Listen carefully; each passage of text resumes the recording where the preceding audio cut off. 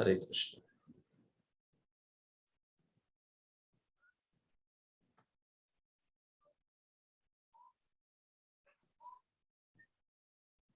तो ठीक है, देखिए मेरी स्क्रीन पर आप देख सकते हो प्रभुपाद जी द्वारा लिखित श्रीमद् भगवद गीता यथारूप। तो उसमें हमने पिछली बार आमुख की चर्चा की थी, पार्श्वभूमि एवं उसके पश्चात आमुख की चर्चा की। बड़े सुंदर मुद्दे वहां पे भी प्रभुपाद जी ने उपस्थित किए हैं, चर्चा की है, तो उसकी चर्चा की।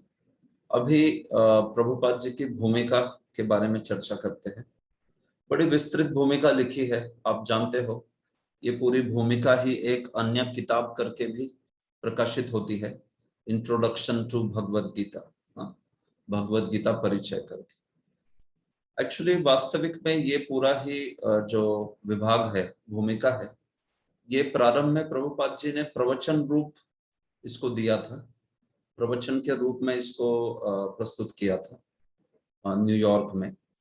और फिर उसके बाद में उसको लिखित रूप में भगवद गीता के भूमिका रूप में फिर उसको प्रकाशित किया। तो ये जो भूमिका है श्रील बलदेव विद्याभूषण की भूमिका पर ही आधारित है। श्रीपाद बलदेव विद्याभूषण जो है, उन्होंने अपनी गीता में उपोद्घात, या जिसको भूमिका कहते हैं सरल भाषा में, तो वो जो है वो किया है अपनी टीका में, सारार्थ वर्षिणी में। तो उसी को आगे रखते हुए, अपने दृष्टिपथ में रखते हुए श्रील प्रभुपाद जी ने भी भूमिका जो है अपनी भूमिका यहाँ पर प्रस्तुत की है। ठीक है, तो प्रारंभ में तो इसमें देखिए प्रभुपाद जी प्रार्थना से प्रारंभ करते हैं। ओम अज्ञानतिमिरन्धस्य, हमारे मंगलाचरण प्रार्थनाएं उससे प्रारंभ करते हैं। ठीक है, सारी प्रार्थनाएं देखिए। तप्त कांचन गौरांगी राधे वृंदावनेश्वरी वृषभानुसुते देवी प्रणमामि हरिप्रिय। पूरे भगवत गीता में राधा रानी का नाम केवल 2 जगह पे आता है। कहाँ पे? देखिए इस प्रार्थना में। पूरी पूरी भगवत गीता में यहाँ पे श्री राधे का नाम आया, और फिर यहाँ पे राधा रानी, बस। और कहीं पे प्रभुपाद जी ने राधा रानी का नाम नहीं लिखा। तो ये विशेष चीज है, क्योंकि देखिए भगवत गीता प्राथमिक ग्रंथ है, और स्वाभाविक है प्रभुपाद जी ने राधा रानी जैसी महान व्यक्तित्व को, अब भगवान की अंतरंगा शक्ति है, साक्षात लादिनी शक्ति है, स्वरूप शक्ति है भगवान की, तो प्रभुपाद जी ने उच्च विषय को यहाँ पर गीता में ज्यादा प्रस्तुत नहीं किया है। तो पूरे गीता में अन्यत्र नहीं आता है श्रीमती राधा रानी का नाम, अगर आप देखेंगे तो ठीक है। ये सिर्फ एक रोचक चीज जो है बताना चाहता था कि इस प्रकार से आगे प्रार्थनाएं जो है वो करने के पश्चात प्रभुपाद जी फिर अपनी भूमिका को प्रारंभ करते हैं। तो शुरुआत में तो बताते हैं कि मैंने ये भाष्य क्यों लिखा। तो इसी को उन्होंने आमुख में भी थोड़ा प्रस्तुत किया ही था कि कैसे कोई भी अंग्रेजी में उनको संस्करण प्रामाणिक नहीं दिखा, तो इसलिए वे अपने इस भगवद गीता यथारूप को प्रस्तुत कर रहे हैं एक प्रामाणिक संस्करण के रूप में। तो प्रारंभ में प्रभुपाद जी बताते कि इस भगवद गीता को कैसे लेना चाहिए, मर्म क्या है। देखिए भगवद गीता का मर्म भगवद गीता में ही व्यक्त है। तो प्रभुपाद जी सबसे पहले बताते कि इस भगवद गीता को कैसे स्वीकार करना चाहिए, और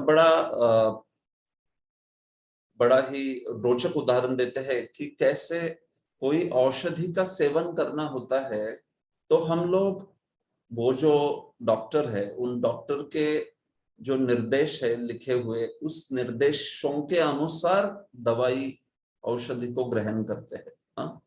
अपने मन घड़ंत तरीके से, मनमाने ढंग से नहीं करते ना। आपने कोई औषधि ग्रहण की तो डॉक्टर कुछ 5 दिनों का मानिए औषधि दे देता है, 5 दिनों का कोर्स। तो ऐसे नहीं कि आप बोलोगे ये डॉक्टर को क्या है, ये तो पैसे छापते रहते हैं, तो इसलिए मैं 1 दिन का ही कोर्स करूंगा या 2 दिन का ही लूंगा करके। तो हम लोग जैसे डॉक्टर ने दिया है उस प्रकार से औषधि का सेवन करते हैं। ये बात है। तो उसी प्रकार से प्रभुपाद जी कहते हैं कि गीता जो है वो भगवान ने दिए हुए निर्देश के अनुसार उसका सेवन करना चाहिए, हाँ? मतलब स्वीकारनी चाहिए। कैसे भगवान ने बोली है गीता और किस प्रकार से भगवान ने इस गीता का स्वीकार करने के लिए कहा है, वैसे ही हमने स्वीकार करना चाहिए। नहीं तो फिर अपने मनमाने ढंग से करेंगे तो फिर वो ठीक उसी औषधि के जैसा होगा जो डॉक्टर के निर्देश के अनुसार नहीं ली जा रही है, अपने मनमाने ढंग से ली जा रही है। तो हो सकता है थोड़ा बहुत लाभ हो सकता है नुकसान भी हो, हाँ, इस प्रकार से। तो ठीक उसी तरह भगवत गीता प्रभुपाद जी कहते हैं कि कैसे हमें भगवान ने भगवत गीता ग्रहण करने के लिए कही है वैसे ही लेनी चाहिए, ये बात है। तो इसलिए कहते हैं देखिए भगवान जो है किसी शक्तिशाली व्यक्ति या शक्तिशाली देवता के लिए प्रयुक्त नहीं होते हैं। वे भगवान श्री कृष्ण एक महान पुरुष मतलब पूर्ण पुरुषोत्तम भगवान है, इस प्रकार से उनको समझना पड़ेगा। तो प्रारंभ में ही गीता को कैसे समझना है इसका बहुत महत्वपूर्ण मुद्दा प्रस्तुत कर रहे हैं कि गीता को आप श्री कृष्ण को पूर्ण पुरुषोत्तम भगवान मान के शुरुआत कीजिए। बाद में जैसे आपको ज्ञान हो जाएगा तो फिर आपकी पूरी पूरी श्रद्धा हो जाएगी, लेकिन शुरुआत में कम से कम व्यक्ति को स्वीकार करना चाहिए कि भगवान श्री कृष्ण पूर्ण पुरुषोत्तम भगवान है करके। अगर उनको कोई व्यक्ति एक साधारण व्यक्ति मानता है या फिर उनको कोई राजनेता मानता है या कोई महान योद्धा मानता है तो फिर भगवत गीता में पढ़ने में क्या लाभ होगा। श्री कृष्ण एक व्यक्ति विशेष है केवल, ऐसा हो जाएगा वो। तो कई प्रकार के बुद्धिजीवी होते हैं, वैसे ही श्री कृष्ण ने भी कुछ बड़े बुद्धिजीवी थे तो उन्होंने कुछ एक ग्रंथ लिख दिया, नहीं ये बात नहीं है। सबसे पहले प्रभुपाद कहते कम से कम सैद्धांतिक दृष्टि से तो स्वीकार कीजिए कि श्री कृष्ण पूर्ण पुरुषोत्तम भगवान, नहीं तो फिर कुछ मुद्दा ही नहीं है आगे पढ़ने में। हाँ, क्योंकि आप उनको एक साधारण व्यक्ति मानते हो तो फिर पग पग पर जब वे कहेंगे मत्तः परतरम नान्यता आदि तो आप बोलेंगे ये क्या है, ये श्री कृष्ण इतने अहंकार से क्यों बोल रहे हैं, या फिर श्री कृष्ण क्यों अपनी बार बार अपना ही गुणगान गा रहे हैं। हाँ, क्योंकि आप गलत समझ रहे हो उनको, आपने ठीक से उनको पूर्ण पुरुषोत्तम भगवान के रूप में उनको स्वीकार नहीं किया। भले ही सैद्धांतिक हो वो थेरेटिकल, आपने थेरेटिकली स्वीकार किया है, फिर धीरे धीरे धीरे गीता का ज्ञान होता है, आप गीता के संदेश को अपनाते हो जीवन में तो वो सैद्धांतिक ज्ञान जो है वो वास्तविक ज्ञान में बदलता जाता है, साक्षात्कार बनने लगता है। लेकिन शुरुआत में इतना तो स्वीकार करना चाहिए भगवान ने जैसे बोला है वैसे, कृष्णस्तु भगवान स्वयं, ये मुद्दा बताया जा रहा है। तो इसको ठीक वैसे प्रभुपाद जी कहते हैं जैसे कोई औषधि ग्रहण करता है तो कैसे, इस प्रकार से। तो ये बात है।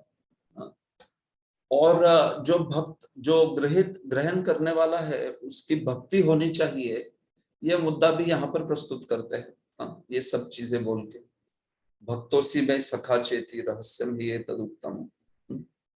तो भगवान को कैसे देखना है और फिर भगवान के प्रति किस प्रकार का भाव रखना है, दो चीजें बता रहे प्रभुपाद जी।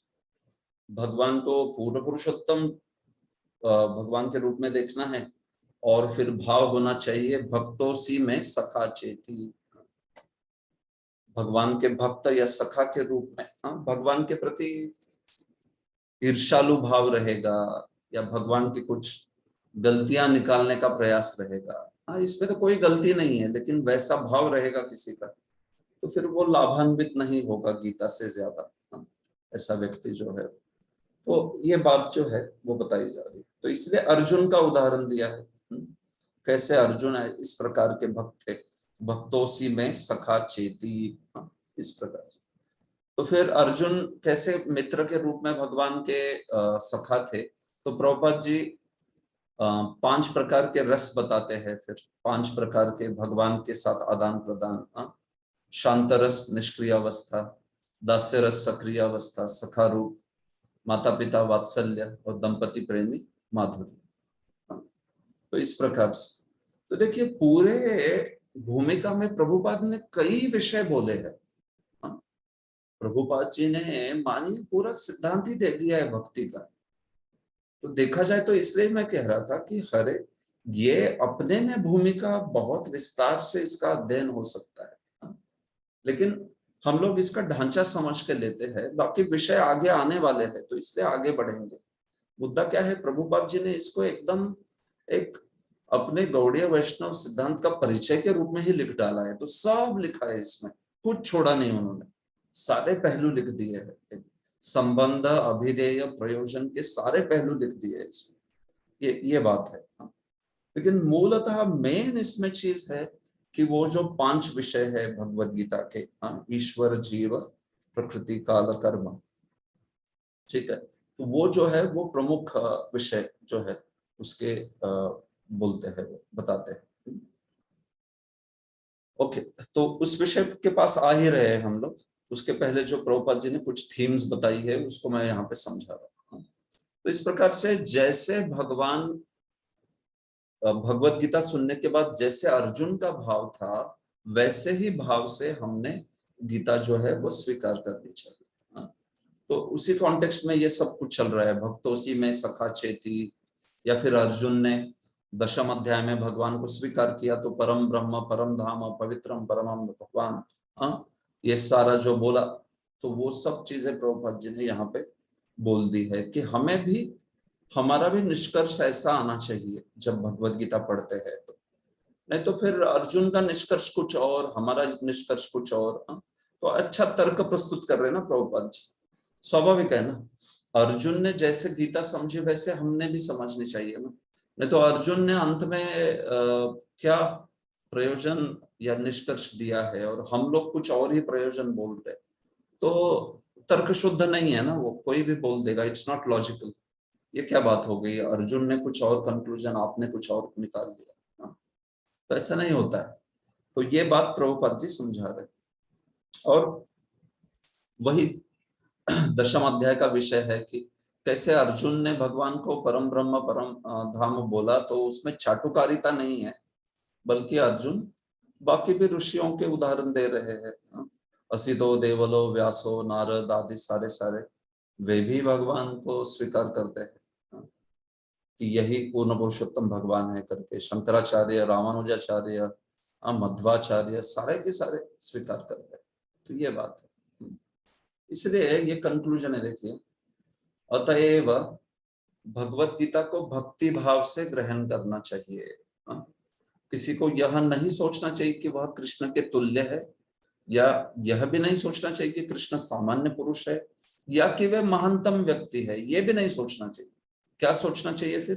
भगवान श्री कृष्ण साक्षात पुरुषोत्तम भगवान। समझ रहे? भगवान ना तो व्यक्ति, साधारण व्यक्ति है, ना तो असाधारण व्यक्ति है। भगवान साक्षात पुरुषोत्तम है। ये बात जो है इसको समझना चाहिए।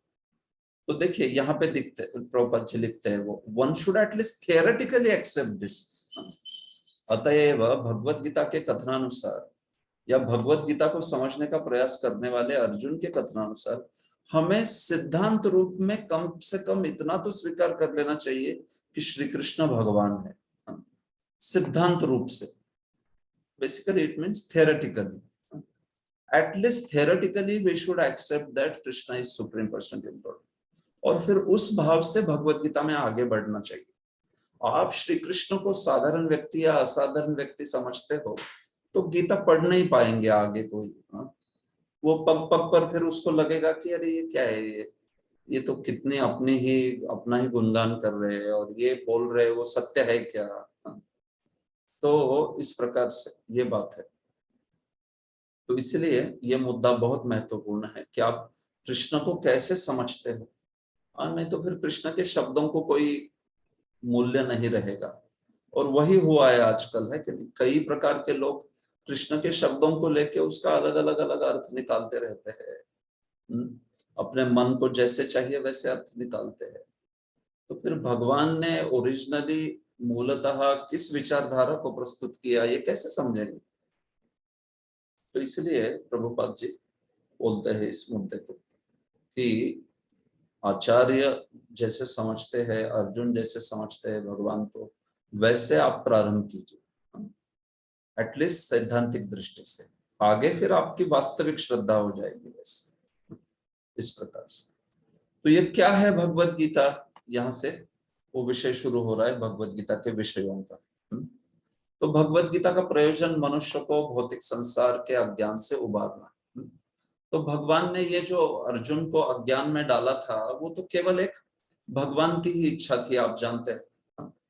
भगवान ने अर्जुन में वो मोह उत्पन्न किया, क्योंकि भगवान पूरे विश्व को गीता देना चाहते थे।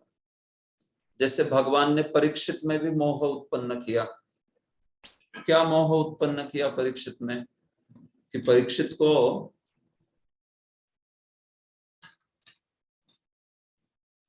को भूख और प्यास सहन नहीं हुई। हाँ, एक्चुअली परीक्षित जैसे राजा को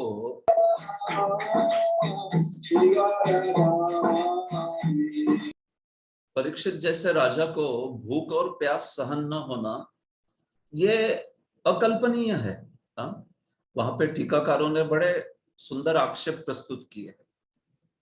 वंशीधर करके एक आचार्य तो कहते हैं कि परीक्षित सुबह निकल गए थे शिकार करने के लिए, और दोपहर में ये घटना हुई कि जब उन्होंने वो शमीक ऋषि के आश्रम में पहुंचे।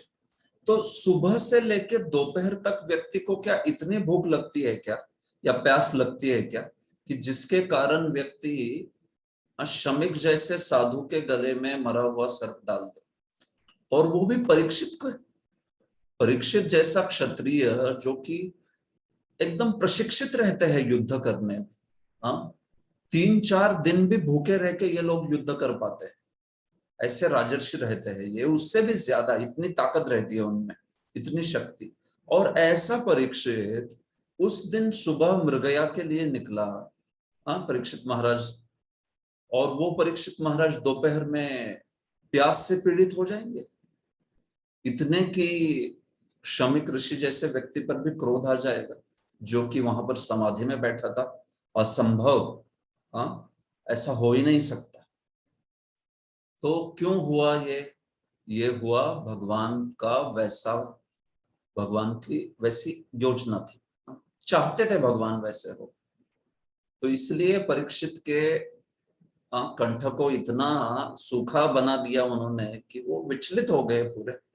और वहां पे जाके शमीक ऋषि के यहाँ पर जब पानी मांगा और कुछ प्रतिसाद नहीं मिला, घर में कोई नहीं था, श्रृंगी बाहर गया था, और मुनि जो थे अकेले ही थे, समाधिस्थ थे। तो जब उनको वो पानी भी नसीब नहीं हुआ, हालांकि उनका वहां पर आदरातिथ्य होना चाहिए था। हाँ, पूरे जम्बूद्वीप के सम्राट थे वो, पूरे भारतवर्ष के सम्राट। हाँ, भारतवर्ष क्या, पूरे जम्बूद्वीप के सम्राट थे। तो वहां पे उनका वैसा आदर सत्कार होना, विश्वनाथ चक्रवर्ती कहते हैं, जरूरी था, होना चाहिए था, मुनि वर्ष से भी होना चाहिए था, क्योंकि वो तो बहुत ऊंचे ओहदे पे। लेकिन वो हुआ नहीं, क्योंकि वो समाधि में थे। लेकिन उससे परीक्षित जैसा महाभागवत ने विचलित होने की कोई जरूरत ही नहीं है। क्या हुआ है, अरे सुबह से लेके दोपहर तक हम लोग डिस्टर्ब नहीं होते, पानी नहीं मिला करके, वो क्यों डिस्टर्ब हो गए। तो ये भगवान की योजना थी, भगवान ने इसका सीधा सीधा भगवान ने ही इसका सूत्रपात कर दिया, भगवान ने ही इस घटना को घटित किया। तो इसलिए फिर उन्होंने वो मरा हुआ सर्प डाल दिया। ये सब क्यों हुआ, क्योंकि भगवान चाहते थे कि इस जगत के लिए भागवत अवतीर्ण हो, इस पूरी घटना से भागवत अवतीर्ण। तो एग्जैक्टली वही चीज प्रभुपाद जी भी उस तात्पर्य में प्रथम स्कंद के 18वें अध्याय में बताते हैं, कि विश्वनाथ चक्रवर्ती भी बताते हैं कि अर्जुन को भी वैसे ही मोह में डाला गया भगवान के द्वारा। अर्जुन मोह में जा ही नहीं सकता। कभी कभी कोई मूर्ख लोग है भारत में, तथाकथित वेदों का प्रचार करने वाले, खुद को बहुत महान वेदों के विद्वान समझते, लेकिन उनको लगता है कि अर्जुन भी मोह में पड़ गया। अर्जुन जैसा व्यक्ति भी देखो, माया कितनी प्रबल है। ऐसा कोई सिद्धांत सीख करके आप ले रहे हो तो नो प्रॉब्लम, लेकिन अर्जुन वास्तविक मोह में पड़ा नहीं, अर्जुन को मोह में भगवान ने गिराया। अर्जुन तो शुद्ध भक्त है। क्यों? क्योंकि भगवान चाहते थे समस्त आगे आने वाली पीढ़ियों के लिए गीता का ज्ञान जो है उस अवस्था में अर्जुन को दे, और फिर वो आगे आने वाले सारे पीढ़ियों का उससे कल्याण हो, समस्त कलयुग के वासियों का और बाकी भी सबका ही। तो इसलिए वो जो अर्जुन है उनको मोह में डाल के भगवान ने इस प्रकार से भगवत गीता उनको बोली। ये बात है। तो प्रभुपाद जी इसी चीज को बता रहे कि भगवत गीता इस प्रकार से ये ज्ञान है और ये ब्रह्म जिज्ञासा है। ये ऐसे विषयों का गीता में जो दिए है उसका ज्ञान, यानी इसी को ब्रह्म जिज्ञासा कहते हैं। इसके इन सारे विषयों का यहाँ पर उहापोह हो रहा है। तो देखिए यहाँ से लेके नीचे, यहाँ से नीचे फिर अभी प्रभुपाद जी बलदेव विद्याभूषण की टीका के आधार पर 5 जो विषय है उसका प्रारंभ करते हैं बताने का। ऐसे शुरुआत में बोल देते हैं कि भगवान कृष्ण का पार्षद होने के कारण अर्जुन समस्त अज्ञान से मुक्त था, लेकिन कुरुक्षेत्र के युद्ध स्थल में वह अज्ञानी बनकर भगवान कृष्ण को जीवन की समस्याओं के विषय में प्रश्न करने लगा। तो ये क्यों हुआ? ये भगवान के इच्छा के कारण भी। प्रभुपाद जी लिखते हैं समस्त अज्ञान से वो मुक्त था, लेकिन वो वहां पर अज्ञानी बनकर ऐसा पूछ रहा है क्योंकि ये भगवान की योजना है, भगवान चाहते हैं इस प्रकार से। तो क्या है वो विषय? तो देखिए भगवत गीता की विषय वस्तु में 5 मूल सत्यों का ज्ञान निहित है। तो आप मेरी स्क्रीन पर देखिए,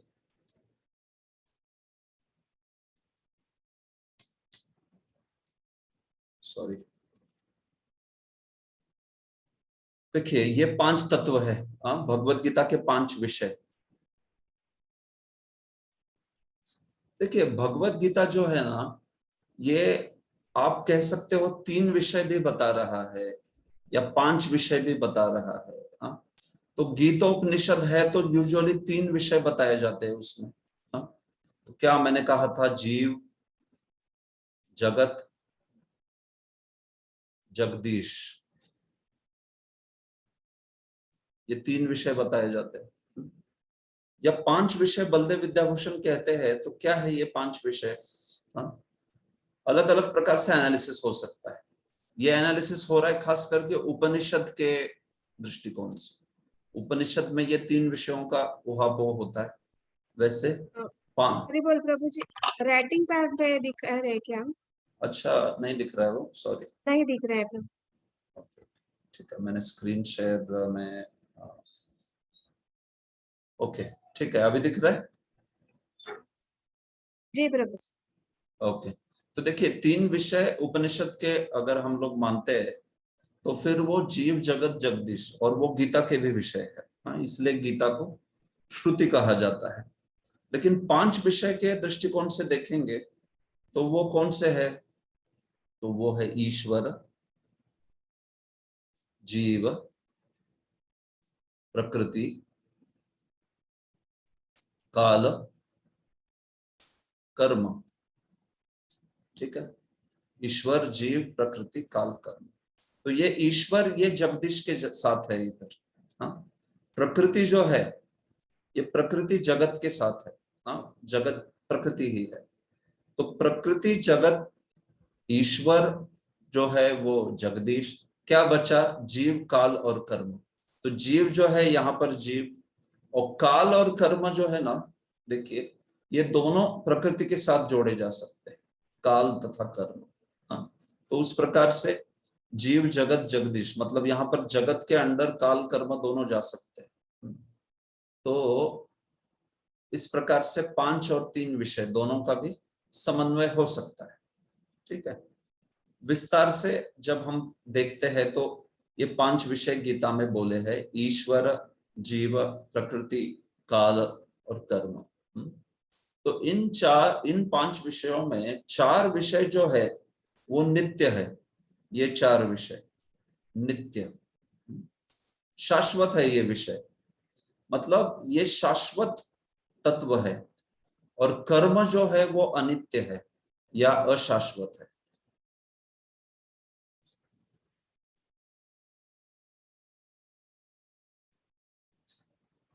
ठीक है, ईश्वर, जीव, प्रकृति, काल, ये सब नित्य है। कर्म जो है वो भले ही अनादि है लेकिन अनंत नहीं है। अनादि है लेकिन अंत हो सकता है उसका। अनादि है कर्म लेकिन अंत हो सकता है। बाकी जो है तत्व सारे ही अनादि है और अनंत भी है, कभी उनका अंत नहीं होगा। ईश्वर, जीव, प्रकृति, काल। हाँ, तो ईश्वर तो समझ सकते हैं, ये तो निश्चित ही नित्य है। जीव भी समझ सकते हैं। अच्छा, प्रकृति कैसे नित्य है? प्रकृति ये कैसे नित्य है? कोई बोलना चाहेगा? भाई प्रकृति कैसे नित्य है? हम लोग तो देखते हैं प्रकृति का संहार हो जाता है ना, विघटन हो जाता है। बोलिए।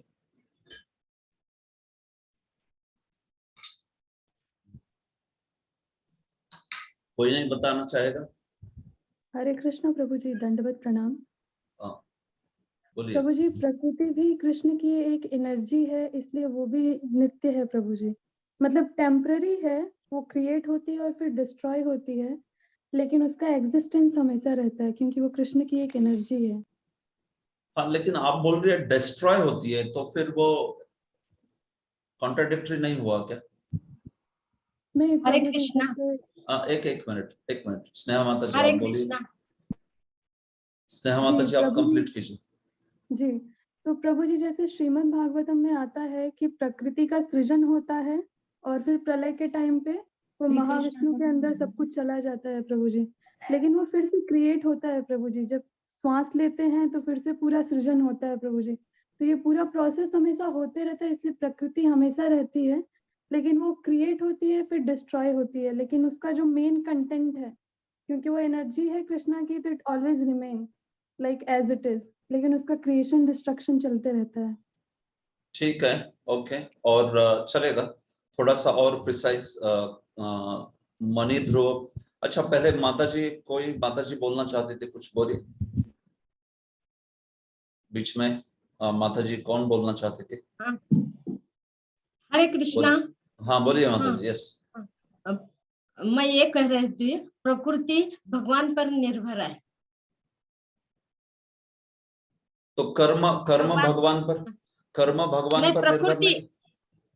कर्म भी है मगर प्रकृति तो भी कर्म, भगवान हाँ पर। तो कर्म है और कर्म का तो अंत होता है, कर्म अनित्य है। तो फिर प्रकृति भगवान पर निर्भर है तो वो क्यों नहीं अशाश्वत हो सकती?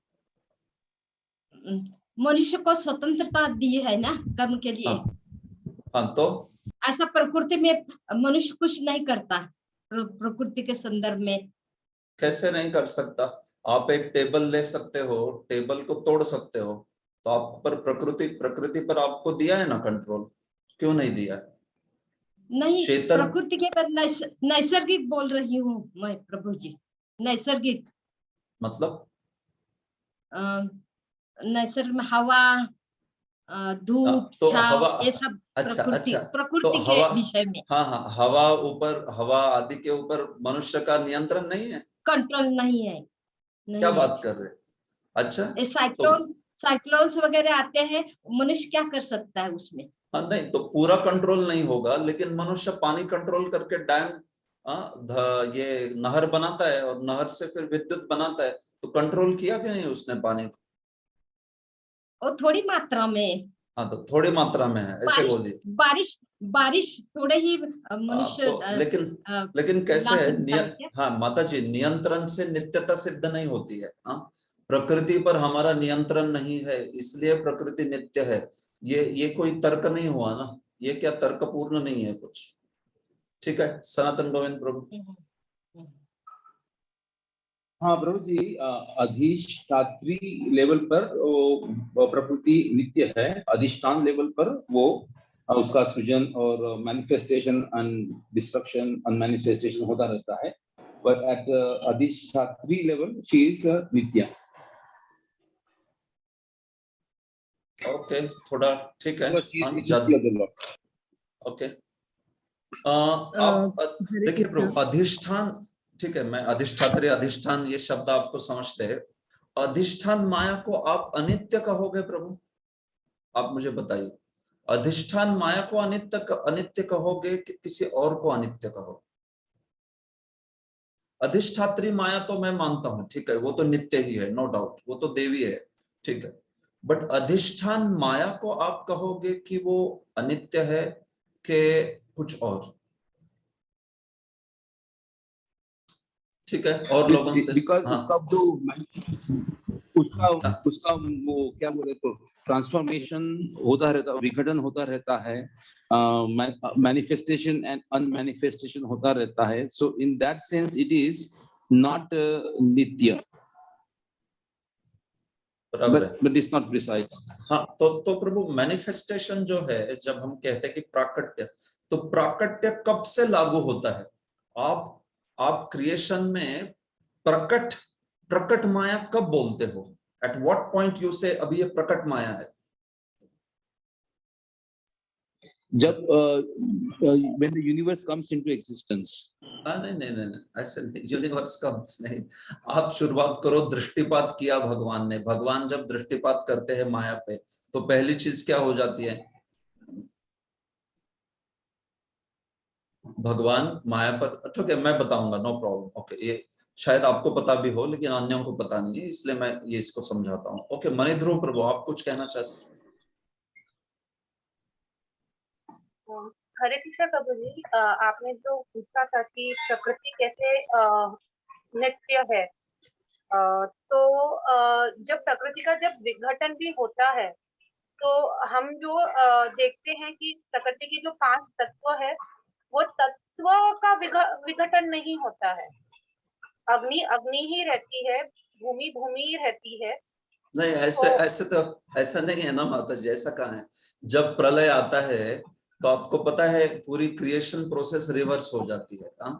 तो फिर क्या हो जाता है, पंच तत्व जिससे आते हैं ना, तो उसमें वापस चले जाते हैं। मतलब पंच महाभूत जो है ना, मूल तन मात्रा से आते हैं, शब्द रूप स्पर्श रस गंध से। तो वो पहले पंच महाभूत शब्द रूप स्पर्श रस गंध बन जाते हैं, तो तब कुछ पंच महाभूत रहते नहीं है, फिनिश्ड, वो चला गया वो।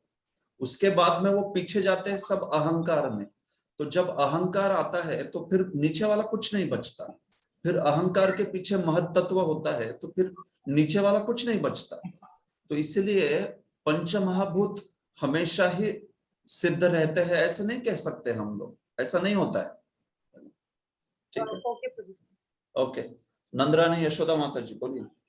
प्रभु जी, प्रकृति का जो रूप है वो परिवर्तित होता है, मतलब बाकी प्रकृति तो रहती है, रूप परिवर्तित होता है उस अलग फॉर्म में। जैसे महत्त्व में सब रहता है ना, जब प्रलय होती है तो द फॉर्म इज चेंज, बाकी प्रकृति का लय थोड़ी होता है ऐसा। ठीक है, ओके, थोड़ा और प्रिसाइज कोई बोलेगा तो देखता हूँ। सुष्मिता राधिका माता जी बोलिए। हरे कृष्णा, धन्यवाद प्रभु जी। प्रभु जी, प्रकृति जो है वो चलायमान तभी होती है जब भगवान की इच्छा होती है, अदरवाइज वो तो रहती, तो मतलब वो कायम रहती ही है। बस वो एक्टिव और इनएक्टिव होना ये भगवान के हाथ, इच्छा के अनुसार। प्रकृति कार्यशील और अकार्यशील या निष्क्रिय, सक्रिय निष्क्रिय बना दी जाती है, ऐसे आप कह रही। तो जी, वो बाकी भगवान जब की इच्छा से। हाँ, निष्क्रिय भी रहेगी तो वो तो रहती ही है। जी, ठीक है, इसलिए ओके नित्य। ओके, ठीक है, कुछ हद तक ऑल राइट। ओके, लास्ट अभिषेक प्रभु। तो जी, सारे ब्रह्मांडों का प्रलय एक साथ नहीं होता है, सारे ब्रह्मांडों का प्रलय एक साथ नहीं होता, कहीं ना कहीं भगवान की नित्य लीला चलते ही रहती है, तो उस हिसाब से प्रकृति तो शाश्वत ही है। नहीं, अच्छा, ये कहाँ पे सुना आपने ये? यस प्रभु, ठीक है, चलेगा, कुछ इंटरेस्टिंग आंसर दे रहे हैं, ऑल राइट, देखते हैं। ओके, ठीक है, धन्यवाद। हाँ, थोड़ा सा थॉट प्रोसेस सबको सांख्य आना चाहिए अच्छा सा, इसलिए मैं थोड़ा सा ऐसे प्रश्न पूछता रहूंगा बीच बीच में। हम लोग ऐसे ही सीखेंगे गीता, एकदम सांख्य तत्व आदि को अच्छे से समझते। ठीक है, ओके, तो धन्यवाद। ईश्वर, जीव, प्रकृति, काल तथा कर्म। हाँ, तो इसमें कर्म छोड़ के बाकी सब नित्य कहे। तो ईश्वर नित्य है, कोई प्रॉब्लम नहीं। जीव नित्य है, कोई प्रॉब्लम नहीं। हाँ, प्रकृति कैसे नित्य है? तो देखिए, प्रकृति जब हम बात करते हैं ना, तो आपको पता होना चाहिए दो चीजें हैं इसमें, अधिष्ठात्री प्रकृति, अधिष्ठान प्रकृति। अधिष्ठात्री, अधिष्ठान।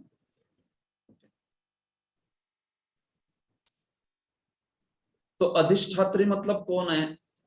जो व्यक्ति रूप में प्रकृति है, व्यक्ति है, शी इज अ पर्सोनिफाइड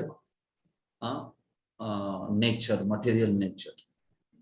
तो कौन है वो? माया है, माया देवी है। She is a lady, she is a woman, but she is goddess.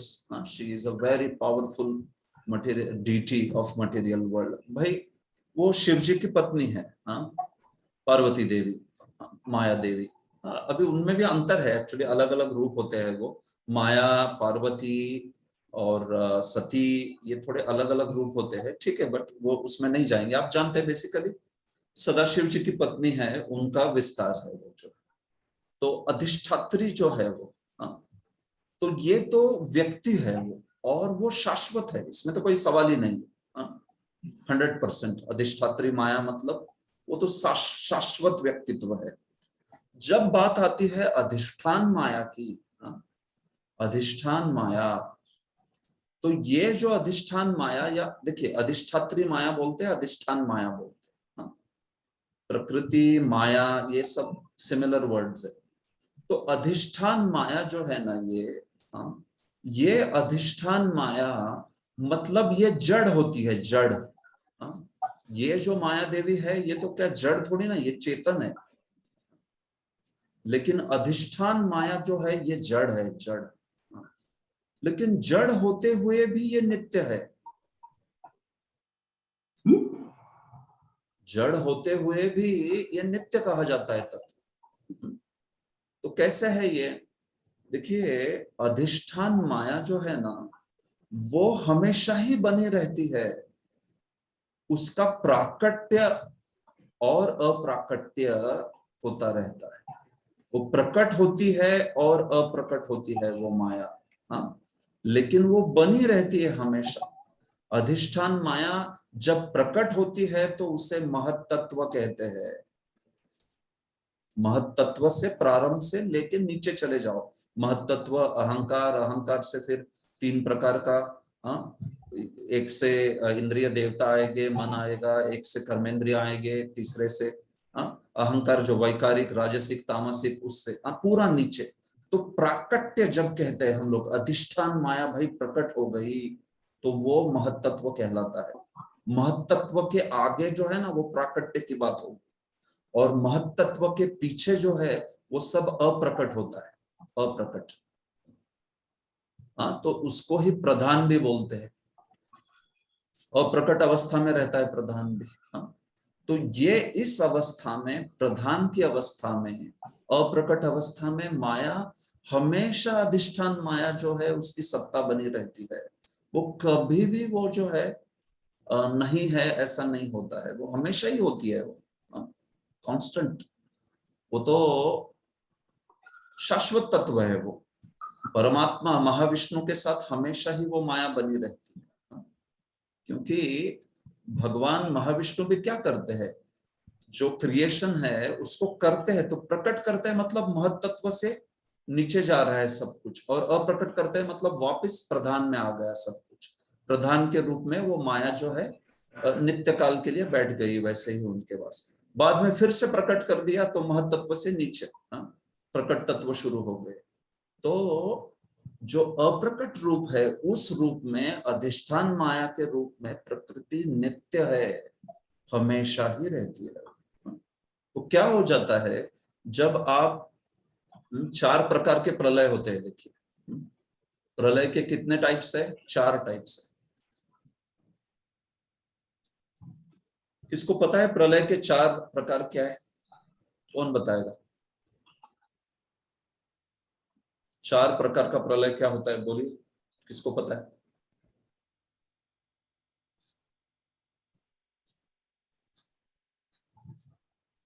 Sushmita Radhika माता जी, आपको पता है? हरे कृष्णा प्रभु जी, दो पता है हाँ, कि बोलिए। जैसे ब्रह्मदेव, हाँ, ब्रह्मदेव के निद्रा जब पूरी होती है उसके बाद एक होता है, और ब्रह्मदेव के 100 साल जब पूर्ण होते हैं उसके बाद एक होता है। ठीक है, ओके। नैमित्तिक मुझे प्रलय, नाम पता है प्रभु जी, बट डिस्क्रिप्शन पूरा याद नहीं है प्रभु जी। नाम बोलिए क्या है? नित्य, नैमित्तिक, प्राकृतिक और आत्यंतिक। ठीक है, ओके, गुड। नाम पता है आप, एटलीस्ट आपको, नाइस। नित्य, नैमित्तिक, प्राकृतिक, आत्यंतिक। हाँ, जिसको नाम पता है उसको उद्देश्य पता है बोलते हैं, और उद्देश्य के बाद लक्षण होता है। हाँ आत्यंतिक पता है प्रभु जी इसमें। तो नो प्रॉब्लम। नाम मात्रेण वस्तु संकीर्तनम। हाँ, उद्देश्य तो आपको नाम चीज पता है, बढ़िया है, तो नो प्रॉब्लम। और कुछ पता भी होंगे आत्यंतिक, जैसे आप बोल रहे पता है। तो 4 प्रकार के प्रलय देखिए, नित्य, नैमित्तिक, प्राकृतिक, आत्यंतिक। तो नित्य प्रलय मतलब हर क्षण हो रहा है, प्रत्येक क्षण हम लोग जो है क्या हो रहा है, इस शरीर का विघटन हो रहा है, धीरे धीरे धीरे मृत्यु की ओर बढ़ रहा है ये शरीर जो है। तो इसको नित्य प्रलय कहते हैं। हमारा शरीर जो है क्या हो रहा है, हमारा शरीर हो, कोई भी चीज हो, इस जगत की हर चीज हर क्षण धीरे धीरे धीरे उसकी विध्वंस की ओर बढ़ रही है। तो उसको कहते हैं नित्य प्रलय। नैमित्तिक प्रलय होता है ब्रह्मा जी का एक दिन जब खत्म होता है। ब्रह्मा जी का एक दिन खत्म होने पर रात्रि आती है ना, तो रात्रि जो है, उस रात्रि में ब्रह्मा जी के एक प्रलय हो जाता है, उसको कहते हैं नैमित्तिक प्रलय। हाँ, वो रात्रि में कितने घंटा होते हैं? 12 घंटा होते हैं। दिन में कितने घंटे होते हैं? 12 घंटे होते हैं। 12 घंटों में ब्रह्मा जी के कितने चतुर्युग होते हैं? बताइए, कितने चतुर्युग होते हैं ब्रह्मा जी के 12 घंटे में? 1000 चतुर्युग। हाँ, 1000 चतुर्युग। और फिर ब्रह्मा जी के रात्रि में कितने चतुर्युग होते हैं? 1000 चतुर्युग। हाँ, ठीक है। तो ऐसे 2000 चतुर्युग में 1000 चतुर्युग जो है वो नैमित्तिक प्रलय का टाइम है वो। हाँ, जब ब्रह्मा जी जो है उस वक्त निद्रावस्था में चले जाते हैं, तो वो प्रलय हो जाता है नैमित्तिक। तो उसमें क्या हो जाता है, उस नैमित्तिक प्रलय में ऊपर के 4 जो लोक है, सत्यलोक, जनलोक, तपलोक, महरलोक, ये 4 छोड़ के नीचे का सब कुछ जो है विध्वंस हो जाता है उसका। हाँ, स्वर्गलोक से नीचे अंत तक, पाताल तक, ये सब कुछ जो है विध्वंस हो जाता है, विनाश हो जाता है उसका, सब पानी और आग से सब खत्म हो जाता है। तो वो होता है नैमित्तिक प्रलय। ऊपर के 4 लोकों को कुछ नहीं होता। हाँ, महरलोक, जनलोक, तपलोक तथा सत्यलोक वो वैसे ही बने रहते। उसके बाद में होता है प्राकृतिक प्रलय। हाँ, तो प्राकृतिक प्रलय यानी ब्रह्मा जी के 100 साल पूरे हो गए, ये होता है प्राकृतिक प्रलय। ब्रह्मा जी का ही जीवन खत्म हो गया, तो उसके बाद में क्या होता है, सब कुछ विध्वंस हो जाता है, पूरा विश्व जो है उसका विध्वंस। ब्रह्मा जी आदि, जो ब्रह्मा जी और ब्रह्मा जी के सहचर है, वे सब के सब भगवान के पास चले जाते हैं, भगवान के धाम चले जाते हैं। हाँ, ब्रह्मा जी जो होते हैं वो। और प्राकृतिक प्रलय में बाकी जो सारा विश्व है वो पूरा का पूरा प्रलय हो जाता है। और आत्यंतिक प्रलय बोलते हैं जब इस जगत के परे, मतलब पूरी भौतिक संसार के परे जीव चला जाता है, तो उसको आत्यंतिक प्रलय कहते हैं। भौतिक संसार से मुक्ति हो गई, हाँ, भौतिक संसार से मुक्ति हो गई, तब वो उसको कहते हैं आत्यंतिक प्रलय। तो ऐसे 4 प्रलय है, नित्य प्रलय, नैमित्तिक प्रलय, प्राकृतिक प्रलय, आत्यंतिक प्रलय, ये बात है। तो देखिए, इसमें जब प्राकृतिक प्रलय हो जाता है ना, ये प्राकृतिक प्रलय तीसरा वाला, तो ये प्राकृतिक प्रलय हो जाता है तो कुछ नहीं रहता है, हाँ, केवल अव्यक्त रूप में प्रकृति रहती है। हाँ, हमने कहा ना वो हरे कृष्णा, अधिष्ठान। प्रभु जी आपकी आवाज नहीं आ रही है। अच्छा, माता जी हमें आ रही है प्रभु जी, आपकी आवाज आ रही है। माता जी कुछ इशू होगा आपकी ओर, एकदम स्पष्ट रूप से आ रही है ना आवाज? हाँ आ रही है। प्रभु जी। ओके, ठीक है। तो देखिए, प्राकृतिक जो प्रलय होता है ना, तब ये प्रकृति अव्यक्त रूप में रहती है, कुछ नहीं होता तब, हाँ, महत्त्व नहीं, कुछ नहीं, फिनिश्ड सब कुछ, हाँ। तो तब केवल ये अव्यक्त प्रकृति, हाँ, अप्रकट प्रकृति अधिष्ठान रूप में महाविष्णु के साथ होती है बस, हाँ, और कुछ नहीं। तो उस अवस्था में वो अप्रकट प्रकृति, वो अव्यक्त प्रकृति, वो अधिष्ठान प्रकृति, वो नित्य है, दैट इज कॉल्ड नित्य। जब वो प्रकट हो जाती है भाई, उसका तो विध्वंस हो जाता है, फिर महत्त्व का भी इनमें तो विध्वंस हो जाता है, महत्त्व प्रधान में वापस लय रूप पा लेता है। तो ये अव्यक्त प्रकृति जो है ना, ये नित्य मानी गई है, अप्रकट प्रकृति जिसको प्रधान भी कहा जाता है, वो जो है नित्य माना गया है। तो इस प्रकार से इसको समझना चाहिए। तो हम जब प्रकृति बोलते हैं ना नित्य है, तो आप बोलिए भाई अधिष्ठात्री माया नित्य है, या आप बोलिए अधिष्ठान माया जो कि अव्यक्त रूप में है वो भी नित्य है, भले ही जड़ हो लेकिन नित्य है, हाँ? जड़ होते हुए भी वो नित्य होती है, क्योंकि वो जो है भगवान की एनर्जी है, भगवान की अव्यक्त प्रकृति के रूप में हमेशा ही सिद्ध रहती है। तो ये बात। और फिर अंतिम चौथा तत्व काल। तो देखिए, काल भी क्या तत्व है? काल भी वैसे देखा जाए तो व्यक्ति नहीं है, निर्विशेष तत्व है काल। इस काल को आप कह सकते हो कि काल अगर मृत्यु को दर्शा रहा है, या यम दर्शा रहा है, हाँ, या फिर कालाग्नि रुद्र दर्शा रहे हैं, हाँ, या फिर परमात्मा दर्शाया जा रहा है काल से, तो ये सारे व्यक्ति हो गए, हाँ। लेकिन जहां बात आ गई, हम ये 5 तत्वों में काल को गिना रहे हैं, तो ये काल जो है यहाँ पर जड़ माना गया है, हाँ। इसमें प्रकृति और काल दोनों जड़ माने गए हैं 5 तत्वों में। चेतन 2 ही है, ईश्वर और जीव, प्रकृति तथा काल ये जड़ है, हाँ। ये बात है। तो काल भी जड़ है, ये काल भगवान की शक्ति है जो कि सब कुछ इस जगत में काल के प्रभाव से विघटन की ओर चला जाता है। लेकिन ये काल जो है ये नित्य तत्व है, ये कभी खत्म नहीं होता काल। तो जब इस प्राकृतिक प्रलय में क्या होता है काल का? भाई प्राकृतिक प्रलय में भी काल जो है ना, अव्यक्त काल, ये सब कृष्ण के मतलब भगवान की शक्ति के रूप में उनके पास रहते हैं, विद्यमान रहते हैं। वो काल भी विद्यमान रहता है परमात्मा के साथ, महाविष्णु के साथ। महाविष्णु को भी परमात्मा कहते हैं, आप जानते हो। गर्भोदकशाही विष्णु को भी परमात्मा कहते हैं, और क्षीरोदकशाही विष्णु को भी परमात्मा कहते हैं, तीनों भी परमात्मा कहे जाते हैं, हाँ। जो क्षीरोदकशाही विष्णु है वो एक जीव का परमात्मा, जिसको कहते हैं व्यष्टि परमात्मा। व्यष्टि मतलब एक जीव जो होता है, हाँ, स्वतंत्र जीव के हृदय में जो परमात्मा है वो हो गए क्षीरोदकशाही। फिर गर्भोदकशाही विष्णु जो है वो समस्त ब्रह्मांड के परमात्मा है, उनको कहते हैं समष्टि परमात्मा। और फिर जो महाविष्णु है वो किसके? वो प्रकृति के परमात्मा है, हाँ। इस पूरे ब्रह्मांड के प्रति जो ओरिजिनल प्रकृति है उसके भी परमात्मा वो महाविष्णु। तो इसलिए तीनों को परमात्मा कहा जाता है।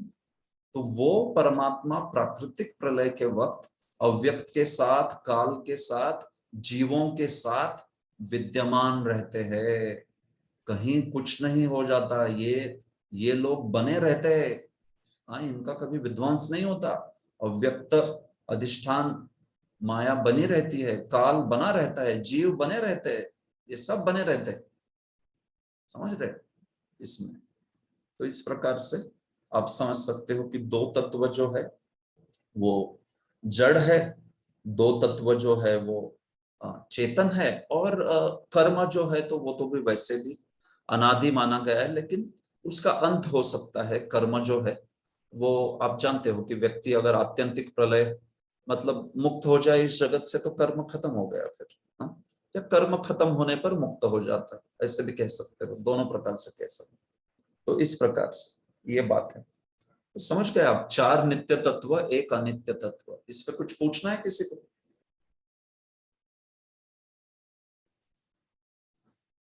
हरे कृष्णा प्रभु जी। जस माता जी। प्रभु जी, मुझे आत्यंतिक प्रलय का थोड़ा कम समझ में आया कि क्या मतलब किसकी मुक्ति होती है, एक पर्टिकुलर एक समूह के लिए, एक जीव की मुक्ति होती है या पूरे सृष्टि की, क्या रहता है वो? करेक्ट। हाँ, तो देखिए आत्यंतिक प्रलय जब बोला जा रहा है तो मुक्ति हो गई सबकी, हाँ, तो जीव के लिए ही वो प्रयुक्त हो रहा है, हाँ, जीव या जीव समूह के लिए।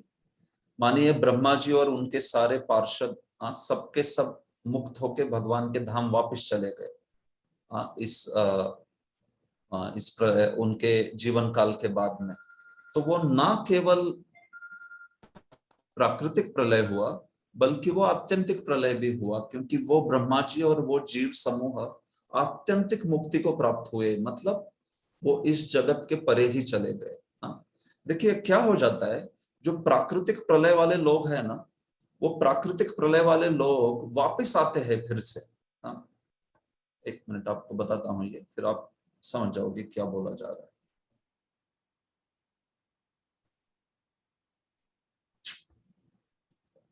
परेशान कर।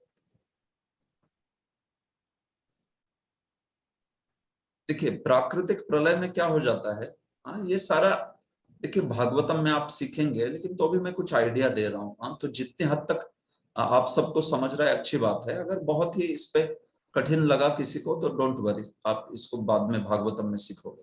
तो प्राकृतिक प्रलय में क्या हो जाता है, सब कुछ, सारे महत्त्व आदि वगैरह सब तत्व जाके केवल अव्यक्त बचाना, और जीव रहते हैं।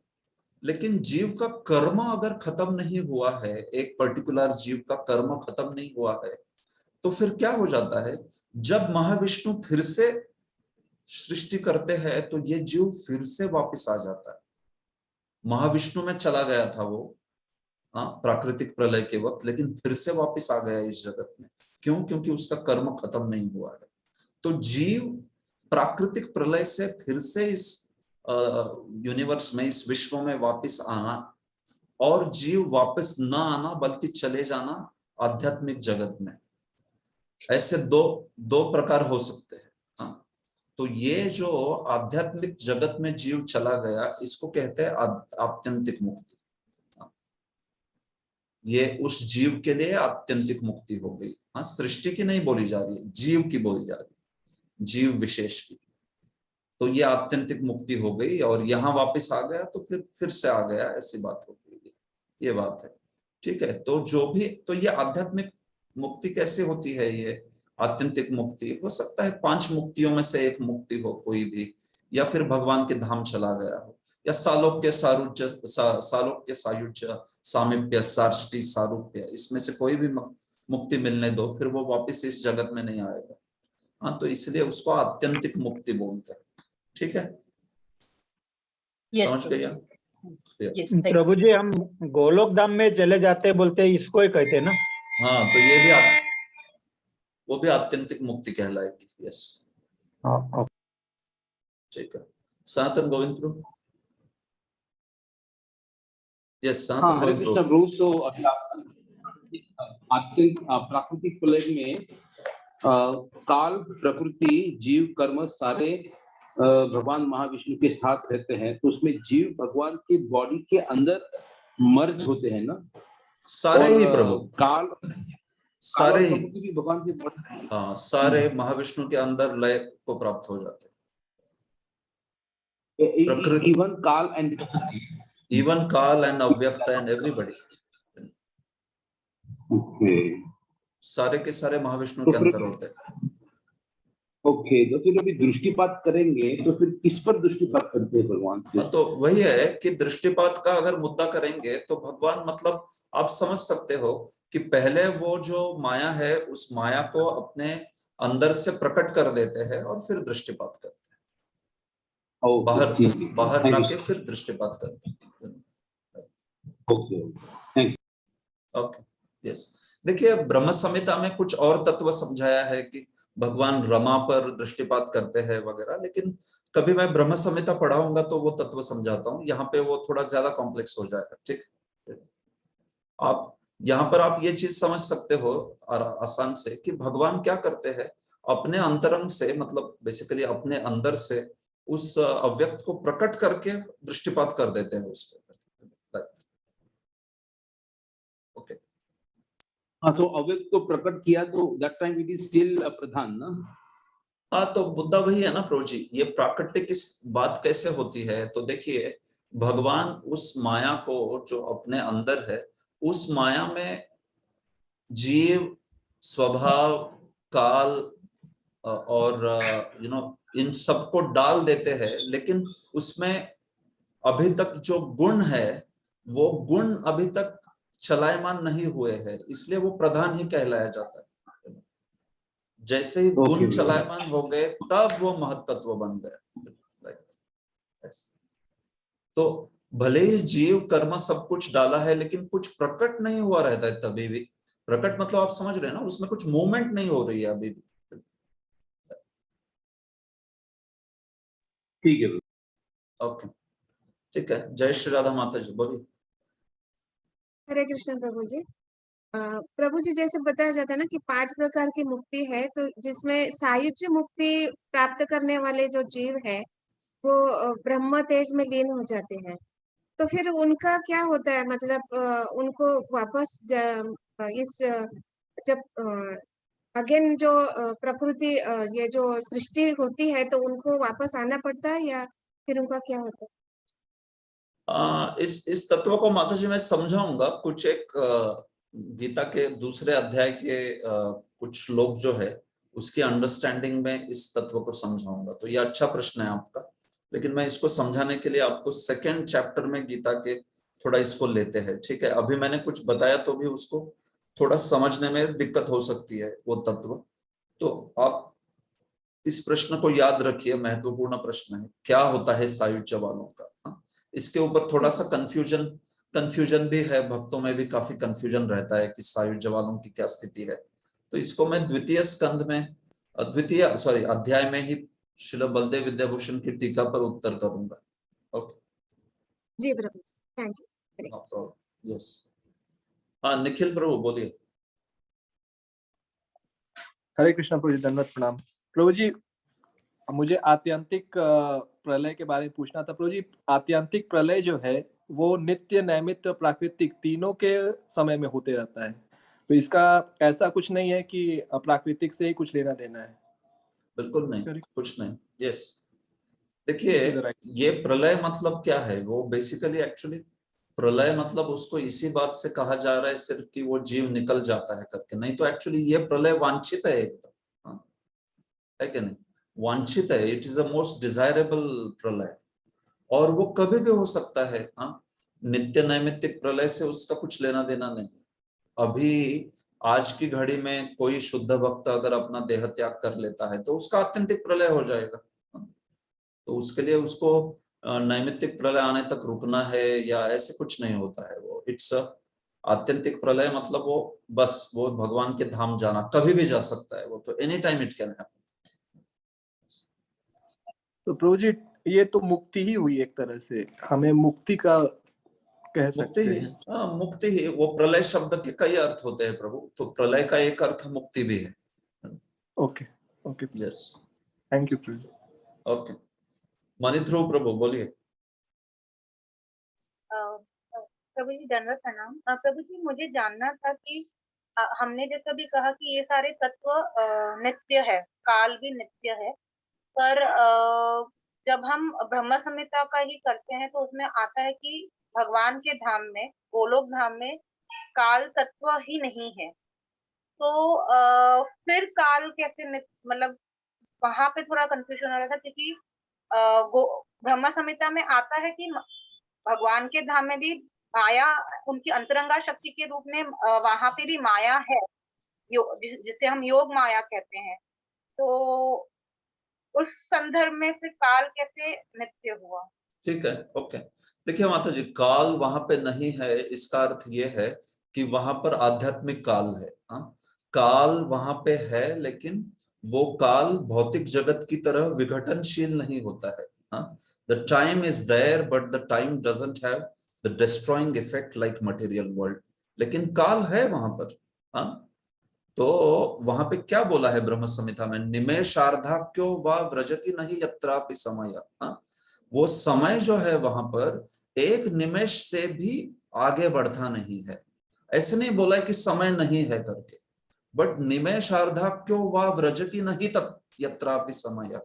वो काल समय एक निमिष से, आधे निमिष से भी न व्रजति, आगे बढ़ता नहीं है। मतलब क्या, वहां पे काल है। देखिए कृष्ण की लीला में भगवान लीला करते हैं गोपियों के साथ रात्रि में, और यशोदा माई भगवान के साथ सुबह, और फिर गोप सखा दिन में। तो ये दिन रात, ये सुबह, ये सब आध्यात्मिक जगत में है कि नहीं है? निश्चित रूप से है भाई, नहीं तो भगवान की लीला कैसे प्रकट होगी? अगर काल ही नहीं है तो फिर सुबह शाम वगैरह होती है कि नहीं? तो बिल्कुल होती है। तो क्या अर्थ होता है उसका कि काल है वहां पर, लेकिन यहाँ पे काल जब बहता है तो काल हर एक चीज को विध्वंस कर देता है, विघटन कर देता है उसका। वैसे वहां पे नहीं है। हालांकि काल बहता है, लेकिन काल कोई भी चीज का विघटन नहीं करता। तो इसको ही प्रभुपाद ने कहा, time is conspicuous by its absence. कोई पार्टी है मानिए, और कोई पार्टी में, आप पार्टी समझते हैं, कोई प्रीति भोज आदि, तो उसमें पार्टी में एक व्यक्ति होना चाहिए था, लेकिन वो आया नहीं। तो हर कोई पूछता है कि अरे वो क्यों नहीं आया, क्यों नहीं आया, क्यों नहीं आया? तो that is called as being conspicuous by absence. मतलब वो है एब्सेंट, लेकिन इतना प्रेजेंट है क्योंकि हर कोई उसके बारे में पूछ रहा है। That is called as being conspicuous by absence. तो वैसे प्रभुपाद ने टाइम को डिफाइन किया, time is conspicuous by its absence. क्या अर्थ है उसका कि एक्चुअली समय वहां पर इस प्रकार से है कि वो समय बह तो जाता है, सुबह की शाम होती है, लेकिन तो भी उसमें कुछ भी विघटनशील वाला प्रभाव नहीं होता है। उसमें कुछ भी डिस्ट्रॉइंग इफेक्ट नहीं होता है। तो आश्चर्य की बात लगती है हर एक को कि अरे ये समय चला गया, लेकिन तो भी कृष्ण की आयु उतनी ही है, तो भी जो प्रसाद आदि लाया है वो भी खाने के बाद वैसा ही रह जाता है, क्योंकि सब कुछ चेतन है। तो काल चेतन चीज को क्या डिस्ट्रॉय कर पाएगा? तो मुद्दा यह है कि वहां पर काल है, लेकिन वो काल विध्वंसक रूप में नहीं है। जैसे वहां पर प्रकृति भी है, लेकिन वो प्रकृति जड़ रूप में नहीं है, चेतन है। वैसे ही काल जो है आध्यात्मिक रूप में है, भौतिक काल की तरह सारे जगत की चीजों का विघटन करने वाला काल नहीं है। This is how we can understand. ठीक है, यस सर। सुष्मिता राधिका माता जी। हरे कृष्णा जी। प्रभु जी, जो बाकी सब जो तत्व है चार, वो नित्य है और शाश्वत है। तो प्रभु जी कर्म जो है वो किस प्रकार मतलब अनित्य और अशाश्वत है, ये नहीं समझ में आया प्रभु जी कि जब ठीक है, बताता हूं मैं। देखिए, जब कर्म जो है ना, इस कर्म की परिभाषा अनित्य के रूप में की जा रही है, तो वो इंडिविजुअल जीव के, हर एक जीव के कर्म के बारे में बात हो रही है। कर्म, देखिए 10 जीव है, तो 10 जीव में से 9 जीव जो है वो इसी जगत में रह गए, और एक जीव जो है वो छूट गया, आत्यंतिक प्रलय हो गया। तो उस छूटे हुए जीव के लिए कर्म तत्व क्या हो गया? कर्म तत्व उसके लिए रुक गया ना, खत्म हो गया।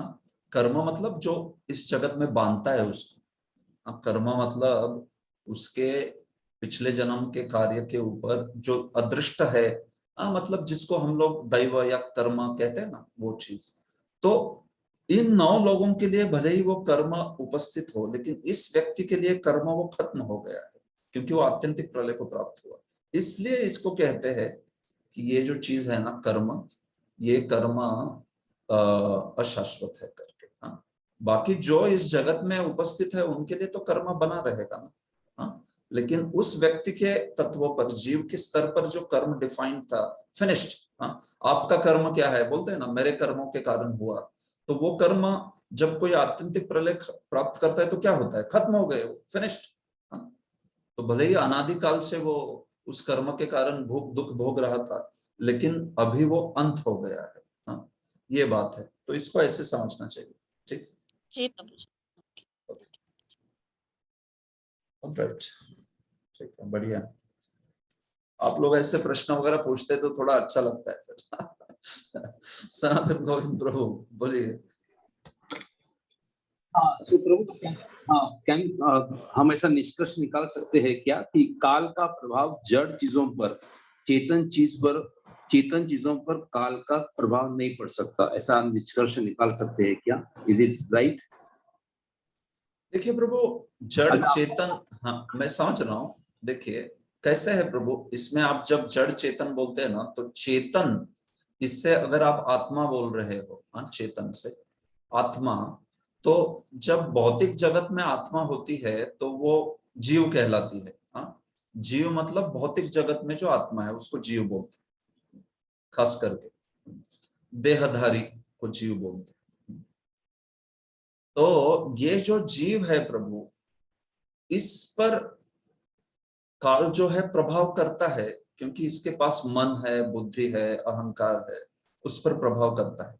लेकिन अगर आप इस देहधारी जीव में जो वो शुद्ध आत्मा बैठा है वो बोल रहे हो, वो आत्मा, अगर वो देहधारी जीव नहीं है, मुक्त जीव है, तो फिर काल नहीं प्रभाव करेगा उस पर। अगर वो देहधारी जीव है तो चूंकि आत्मा बंधा हुआ है इन सब से, तो स्वाभाविक है काल उस पर असर करेगा ना। इस आत्मा ने, जीव जो देहधारी आत्मा ने उपाधियां धारण की है मन आदि की, तो काल जब मन को इन्फ्लुएंस करेगा तो स्वाभाविक है आत्मा पे भी इन्फ्लुएंस हो जाता है उसका। हाँ, वो आत्मा सुख दुख का अनुभव करती है फिर वो। तो इसलिए वो जो काल है ना, वो देहधारी जीव पर स्वाभाविक रूप से प्रभाव कर सकता है। लेकिन अगर कोई मुक्त आत्मा पर आप बोल रहे हो तो यस, वहां पे आप कह सकते हो नहीं, काल नहीं प्रभाव करता। ठीक है, thank you so much. Alright, तो देखिए यहाँ पर प्रभुपाद जी ने इन्हीं तत्वों को प्रभुपाद जी ने समझाया है, 5 ये मूल सत्यों को। हाँ, तो इन सारे तत्वों को प्रभुपाद जी ने उदाहरणों से, सरल उदाहरणों से, अलग अलग प्रकार से इनको समझाया है। जिससे पहले परमात्मा, हाँ, तो परमात्मा मतलब ईश्वर जो है, तो कैसे ईश्वर नियंता है, कैसे ईश्वर भोक्ता है, प्रकृति के स्वामी हैं, ये सब चीजें उन्होंने परमात्मा के संदर्भ में बोली है। फिर प्रकृति के बारे में बात करते हैं, कैसे प्रकृति 3 गुणों से निर्मित है, सतोगुण, रजोगुण तथा तमोगुण। प्रकृति के ये 3 गुणों वाली है प्रकृति जो है। तो जो भी इस जगत से, प्रकृति से जो निकलता है वो 3 गुणों वाला होता है, या तो सत्व में रहेगा, रज में रहेगा, तम में रहेगा। काल जो है वो भी त्रिगुणात्मक है। काल में भी, इस जगत का काल कभी सात्विक होता है, कभी राजसिक होता है, तामसिक होता है। तो इस प्रकार से इस जगत के दोनों जड़ तत्व जो है प्रकृति और काल, ये 3 गुणों से 3 गुणों के आत्मक है, मतलब 3 गुण उसमें आते ही आते हैं।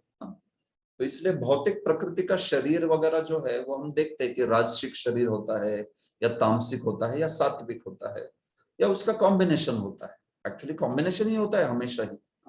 पूरा पूरा सात्विक, पूरा पूरा राजसिक, ऐसा भौतिक जगत में होता नहीं कभी। भौतिक जगत में तीनों गुण हमेशा एक साथ रहेंगे एक दूसरे के, थोड़ी मात्रा कम ज्यादा होती है। प्रधान रूप से हम बोलते हैं कि सात्विक है, प्रधान रूप से हम बोलते हैं तामसिक है, प्रधान रूप से राजसिक है, लेकिन तीनों गुण होते हैं, तीनों के तीनों। हाँ, पूरा तीनों गुण जो है वो होते ही होते हैं, एक साथ चलते ही हैं। हाँ, केवल व्यक्ति विशुद्ध सत्व में चला जाता है तो फिर इन तीनों गुणों से वो पार हो गया, ऐसा व्यक्ति। तो ये बात है। तो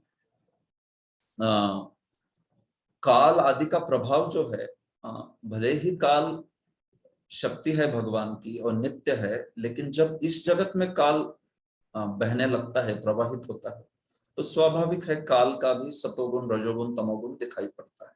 जैसे प्रकृति का भी जो द्रव्य है उसका सतोगुण रजोगुण तमोगुण दिखाई पड़ता है। देखते हैं ना हम लोग, कुछ चीजें जो है मैटर द्रव्य वो तमोगुणी द्रव्य होता है, कुछ होता है थोड़ा सत्वगुणी द्रव्य होता है, कुछ होता है रजोगुणी द्रव्य होता है। ये सब चीजें देखते हैं हम लोग। हाँ, तो ये सारी जो चीजें हैं इस प्रकार से काल हो, जगह हो, समय हो, ये सारे इन तीन गुणों से प्रभावित हुए रहते। तो इसका बहुत आगे चर्चा आएगी, यहाँ पर इंट्रोडक्शन के रूप में बताया जा रहा है। आगे तो पूरा एक अध्याय है तीन गुणों के ऊपर ही, प्रकृति गुणत्रय विभाग योग, गुणत्रय विभाग योग करके, तो उसमें बहुत सारी चीजें सीखेंगे हम ऐसे। लेकिन यहाँ पे कुछ एक बेसिक इंट्रोडक्शन दिया जा रहा है ऐसे। तो देखिए, प्रकृति प्रभुपाद जी समझाते हैं, इन पांचों में से ईश्वर, जीव, प्रकृति तथा काल शाश्वत है। ये चार शाश्वत, काल भी शाश्वत बोला है, देखिए प्रकृति भी शाश्वत बोली। प्रकृति की अभिव्यक्ति अस्थायी हो सकती है परंतु यह मिथ्या नहीं है। प्रकृति का प्राकट्य जो है वो अस्थायी होगा, लेकिन प्रकृति अस्थायी नहीं है, प्रकृति शाश्वत है। हम लोगों ने इसकी कंसेप्ट देखी है कि नहीं? प्रकट रूप में जो अधिष्ठान माया प्रकट रूप में है वो अस्थायी हो सकती है, लेकिन जो अप्रकट है, मूल रूप में है, मूल प्रकृति है, अव्यक्त है, प्रधान है, वो कभी अस्थायी या अशाश्वत नहीं कहा गया है। ये बात ठीक है। और फिर हम लोग तो मायावादियों की तरह ये भी बात नहीं कहते कि भाई प्रकृति मिथ्या है करके, वो लोग तो कुछ और ही गड़बड़ कर देते। अनित्य बोल देते थे, अशाश्वत बोल देते तो भी चलता था, लेकिन वो तो बोलते मिथ्या ही है ही नहीं, प्रकृति नहीं है। ब्रह्म सत्यम जगन मिथ्या, ऐसे कह देते हैं। क्योंकि उनको समझता नहीं है कि अगर भगवान सत्य है तो फिर इस सत्य भगवान से असत्य, असत्य मतलब जड़ प्रकृति कैसे आई। भगवान अगर चेतन है तो चेतन भगवान से जड़ प्रकृति कैसे आ सकती है, इसलिए बोल देते कि प्रकृति मिथ्या ही है करके। ये बात ऐसा वो सोचते हैं ये लोग जो है। भगवान सच्चिदानंद है और फिर भगवान से ही माया आई ना, तो फिर माया जड़ कैसे है, ऐसे सोचते हैं। इस जगत की चीजें जड़ कैसे है, लेकिन वे जानते नहीं कि भगवान की दो प्रकार की शक्तियां हैं। एक शक्ति है चित वैभव, दूसरी शक्ति है अचित वैभव। एक है भगवान की चेतन शक्ति मतलब चित शक्ति, और दूसरी है अचेतन जो कि जड़ है, जो कि अधिष्ठान माया, माया शक्ति कही जाती है। तो इस प्रकार से, और उस माया शक्ति के ही सारे रूपांतरण के रूप में ये जगत है। तो इसलिए भगवान चेतन है तो उनसे ये जड़ जगत कैसे आया, ये इतना कठिन विषय नहीं है। भगवान की प्रकृति नाम की जो माया शक्ति है, शाश्वत माया है, वो शाश्वत माया से ये जगत आया है। भगवान के अपने मूल सच्चिदानंद शरीर से ये जगत आया ऐसे नहीं बोलते हम। भगवान के उस माया का परिणाम है, माया का विकार है ये जगत। यानी इस प्रकार से इसको समझते हैं। आगे जब मायावाद खंडन आएगा तब ये सब चीजें अच्छे से सीख लेंगे आप, ठीक है। अभी के लिए इसको जान लीजिए बस, नो प्रॉब्लम। जीव जो है, जीव तो आप जानते हो, जीव और ईश्वर में अंतर है।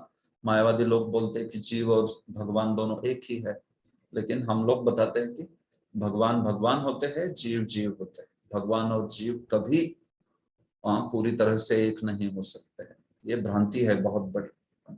ये बात भी प्रभुपाद जी यहाँ पे समझा रहे।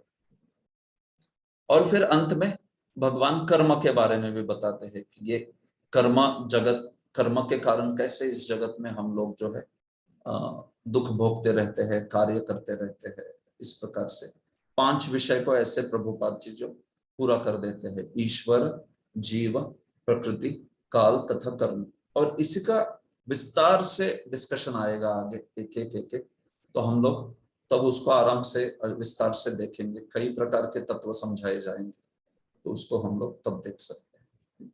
ऐसे तो भगवान एक व्यक्ति है, जीव जो है उनसे भिन्न है, ये सारे मायावत खंडन वाले तत्व प्रभुपाद जी ने यहाँ पे बताया है। इसके बाद प्रभुपाद जी एक नई थीम बताते हैं कि सारा वैदिक ज्ञान जो है वो अच्युत है, अमोघ है, इसमें कोई दोष नहीं है, क्योंकि ये शब्द प्रमाण है और शब्द प्रमाण में कोई दोष नहीं होता है। मनुष्यों में 4 प्रकार के दोष पाए गए। 4 प्रकार के मनुष्यों के दोष जानते हो आप? भ्रम, प्रमाद, विप्रलिप्सा, विप्रलिप्सा ये ली है, लिप्सा, और चौथा करणापाटव। ऐसे 4 प्रकार के दोष बोले हैं जीवों के, भ्रम, प्रमाद, विप्रलिप्सा, करणापाटव। हाँ, तो भ्रम क्या होता है? भ्रम मतलब व्यक्ति जो है उसको ठीक से देखता नहीं है, भ्रमित हो जाता है, मोह में पड़ जाता है कि ये है क्या करके। हाँ? कोई चीज देख के उसको मोह हो जाता है कि अरे ये सांप है या रस्सी है, हाँ? ये शुक्ति, प्रभु हिंदी में ऑयस्टर को क्या कहेंगे? ऑयस्टर शेल, शुक्ति कहते हैं संस्कृत में, मुझे हिंदी में शब्द सुना याद नहीं आ रहा। सीपी, हाँ सीपी कहते हैं उसको, सीपी कहते हैं ब्रो, सीपी। यस ब्रो जी, सीपी कहते हैं। हाँ सीपी, तो सीपी है कि ये चांदी है, हाँ ऐसा सोचना, वो मोह में पड़ गया, वो भ्रम, टेंडेंसी टू गेट इल्यूजन, हाँ हमारी नॉर्मल भाषा में। प्रमाद होता है वो कि असावधानता, व्यक्ति गलती कर बैठता है असावधानता के कारण। हाँ, मैं कोई अपने में ही कुछ सोच रहा था, बाजू में कोई व्यक्ति आके बैठ के चला गया, तो आपने पूछा उसको, अरे वो बाजू वाला कौन था, देखा क्या? हाँ नहीं देखा। हाँ, तो बाजू में उसके बैठा था लेकिन नहीं देखा, क्योंकि कुछ और विचार में मग्न था। ऐसे होता है ना कभी कभी। अभी मैं क्लास दे रहा हूँ और कोई, अभी तो ऑनलाइन में तो कौन कहाँ देख रहा है मालूम नहीं क्या ऐसे, तो फिर मैं पूछ लेता हूँ, प्रभु जी क्या बोला मैंने, बताइए, याद नहीं आ रहा। हाँ, क्यों? असावधान, प्रमाद। हाँ, वो प्रमाद है, प्रमाद। हाँ, तो टेंडेंसी टू कमिट मिस्टेक्स, हमारी नॉर्मल डिवाइस की भाषा में। विप्रलिप्सा, विप्रलिप्सा कहते हैं, देखिए फंसाने की इच्छा, हाँ कुछ छुपाने की इच्छा, गलत है लेकिन वो तो भी बताना नहीं चाहता है। विप्रलिप्सा मतलब ज्ञान है तो भी बता नहीं रहा, हाँ तो चीटिंग कर रहा है, चीटिंग प्रोपेंसिटी। और अंत में वंचना करने की इच्छा, मतलब विप्रलिप्सा। और करणापाटव कहते हैं, करण मतलब इंद्रिय, अपाटव मतलब अपटु। इंद्रिय जो है पटु नहीं होते हैं, इंद्रियों की मर्यादा, लिमिटेड, और क्या कहते हैं हम लोग, सेंसेस जो है लिमिटेड है, लिमिटेड सेंसेस, अपूर्ण इंद्रिय। यस, तो इंद्रिय जो है अपूर्ण है और मोह में पड़ जाता है व्यक्ति, गलतियां करता है और फिर उसको फंसाना चाहता है, वंचना करना चाहता है। इसको कहते हैं भ्रम, प्रमाद, विप्रलिप्सा और करणापाटव। तो इन चार दोषों की वजह से हमें जो भी ज्ञान जरूरी है वो ज्ञान मिल नहीं पाता है। तो शब्द प्रमाण इसके परे रहता है, इन चारों दोषों के परे रहता है शब्द प्रमाण, क्योंकि वो दिया गया है साक्षात भगवान ने, वो अपौरुषेय है। अपौरुषेय में पुरुष मतलब यहाँ पे साधारण व्यक्ति की बात हो रही है, तो अपौरुषेय जो साधारण व्यक्ति ने नहीं बनाया है, तो दैट इज जो भगवान ने बनाया है। शब्द प्रमाण, वेद, वेद, वेद और फिर सारे ही पुराण, वेद, रामायण महाभारत ये सभी वेद के अर्थ से वैदिक ग्रंथ सारे, इसको हम शब्द प्रमाण कहते हैं। हाँ, तो ये जब होता है उसमें ये चार दोष नहीं रहते, इसलिए उसी ज्ञान को अमोघ मानते हैं, प्रभुपाद जी कहते हैं। हाँ? हम लोग उसको अच्युत मानते हैं, वो ज्ञान अपौरुषेय ज्ञान है, ये बात। इसको बहुत बड़ी चर्चा की है श्रील जीव गोस्वामी ने तत्व संदर्भ में, तो आगे आप तत्व संदर्भ पढ़ेंगे तो इसको बहुत गहराई से जान सकते हैं। ठीक है, नो प्रॉब्लम। तो हम लोग प्रभुपाद जी यहाँ पे कहते हैं कि इसलिए वैदिक ज्ञान शोध का विषय नहीं है। हाँ, वैदिक ज्ञान जो है, क्योंकि वैदिक ज्ञान में सब कुछ पहले से दिया हुआ है, और हम लोग हमारी अपूर्ण इंद्रियों से क्या क्या शोध कार्य करेंगे। इंद्रियां अपूर्ण है, गलतियां करते हैं, विप्रलिप्सा है। हाँ, तो इसलिए वो शोध कार्य कुछ ज्यादा मायने नहीं रखता है। और शोध कार्य करके भी वही समझने वाले हैं कि वेद कभी गलत नहीं होते। जैसे प्रभुपाद जी हमेशा ही वो गाय के गोबर का उदाहरण देते हैं या शंख का उदाहरण देते हैं। शंख भले ही उस जीव की हड्डी होती है वो जो भी, लेकिन तो भी उसको गर्भगृह में रखते हैं भगवान के, क्योंकि वो शुद्ध माना जाता है। वैसे ही गाय का गोबर है, तो गाय का गोबर भले ही गोबर है वो, लेकिन वो शुद्ध होता है। हाँ? कोई ऐसे सोचेगा कि अगर गाय का गोबर इतना शुद्ध है तो ब्राह्मण का गोबर कितना शुद्ध होगा, तो वो मूर्खता हो जाएगी। ऐसी बात नहीं है। हाँ? वो जो है वो अशुद्ध होता है, हाँ, गलिच्छ होता है, लेकिन गाय का गोबर बहुत पवित्र होता है। तो भाई कैसे ऐसे? तो ये तर्क के परे बातें हैं। हाँ? ये जो है ये वेद का वाक्य है। इसको बाद में रिसर्च करके आप दिखा दो भाई, कुछ एंटीसेप्टिक क्वालिटीज आदि वगैरह, वो ठीक है, आपने दिखा दिया कुछ कुछ रिसर्च करके, लेकिन रिसर्च करने में समय नहीं गंवाना चाहिए। प्रभुपाद जी कहते हैं वेद मतलब कुछ गलत नहीं होता बिल्कुल, तो हम लोग स्वीकार करते हैं उसको, ये बात ठीक है। तो वैसे ही गीता आदि के वचन उसको स्वीकार करना चाहिए, इसमें कोई गलती वगैरह की गुंजाइश नहीं है, इसमें कोई अलग अर्थ निकालने की जरूरत नहीं, जो जैसा दिया है वही ठीक है। अंत में प्रभुपाद जी आध्यात्मिक जगत आदि की बातें करते हैं कि जिसमें हमें प्रविष्ट होना है। तो देखिए कितने विषयों पे बातें कर रहे हैं प्रभुपाद जी, क्योंकि प्रैक्टिकली इस परिचय में उनको पूरा गौड़ीय वैष्णव सिद्धांत दे देना है, ऐसी बात हो गई है। भूमिका में सारा समस्त गौड़ीय वैष्णव सिद्धांत ही दे दिया कि भाई कोई व्यक्ति केवल भूमिका पढ़ के बुक रख दे तो भी उसको सब कुछ मिलना चाहिए। हाँ, मानो उसने सोचा कि नहीं भाई आगे नहीं पढ़ूंगा मैं, लेकिन उसने भूमिका ही में सब ज्ञान उसको मतलब प्राप्त हुआ, उसने पढ़ तो लिया एक बार तत्व क्या है, इसलिए प्रभुपाद जी ने सब लिख डाला इसमें। हाँ, आध्यात्मिक जगत, अलग अलग प्रकार के 5 रस, जीव, प्रकृति, काल, कर्म, ईश्वर और वेद और वेदों की अमोघता, क्या क्या विषय जो है लिख रहा है इसमें, ये बात। तो ठीक है, तो इस प्रकार से मैं इसके अंत में आ रहा हूं अभी। ये विषय जो है यहाँ पर समाप्त करके अंत में देखिए प्रभुपाद जी ने गीता महात्म्य के श्लोक जो है उनको उद्धृत किया है। मूलतः इस इंट्रोडक्शन का मूल आप विषय यही लीजिए कि ये 5 विषय बोले हैं, जीव, जगत, प्रकृति, काल, ईश्वर, जीव, प्रकृति, काल, कर्म। ये जो विषय है लिए है, इतना ही ये इसमें मेन विषय है। बाकी अन्य विषय अपने तत्व को समझाने के लिए प्रभुपाद जी ने दिए हैं वहां पर। देखिए बहुत बड़ा व्याख्या की है सारे ही तत्वों की। तो मैं इसमें अंत में अभी जो विषय है इसको ले रहा हूँ, गीता महात्म्य। देखिए गीता महात्म्य जो है इसके श्लोक बड़े प्रसिद्ध है, तो इस गीता महात्म्य को पद्म पुराण में पाया जाता है। और भी गीता महात्म्य है, कुछ गीता महात्म्य भक्तों द्वारा भी लिखित है।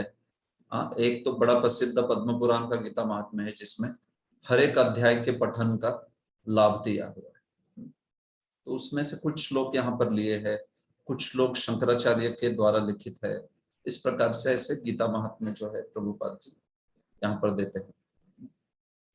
तो देखिए, मल निर्मोचनम पुंसाम जल स्नानम दिने दिने सकृत गीतामृत स्नानम संसार मलनाशनम। मनुष्य जल में स्नान करके नित्य अपने को स्वच्छ कर सकता है, लेकिन यदि कोई भगवत गीता रूपी पवित्र गंगा जल में एक बार भी स्नान कर ले तो वह भवसागर की मलिनता से सदा के लिए मुक्त हो जाता है। गीता का गुणगान बढ़िया से किया। हर दिन जल स्नान करके तो हमारा मल निकल जाएगा शरीर का, लेकिन गीतामृत में एक बार भी कोई स्नान कर लेता है तो उसके संसार रूपी मल का नाश हो जाए। गीता सुगीता कर्तव्या किमन्य शास्त्र विस्तरे या स्वयं पद्मनाभस्य मुख पद्मात् विनिसृता। इस गीता को कोई अगर सीख ले तो अन्य शास्त्रों की क्या जरूरत है, क्योंकि ये साक्षात पद्मनाभ के मुख, पद्मनाभ श्री कृष्ण के मुख पद्म से निकली हुई है। भारतामृत सर्वस्वम विष्णु वक्त्राद विनिसृतम गीता गंगोदकम पीत्वा पुनर्जन्म न विद्यते।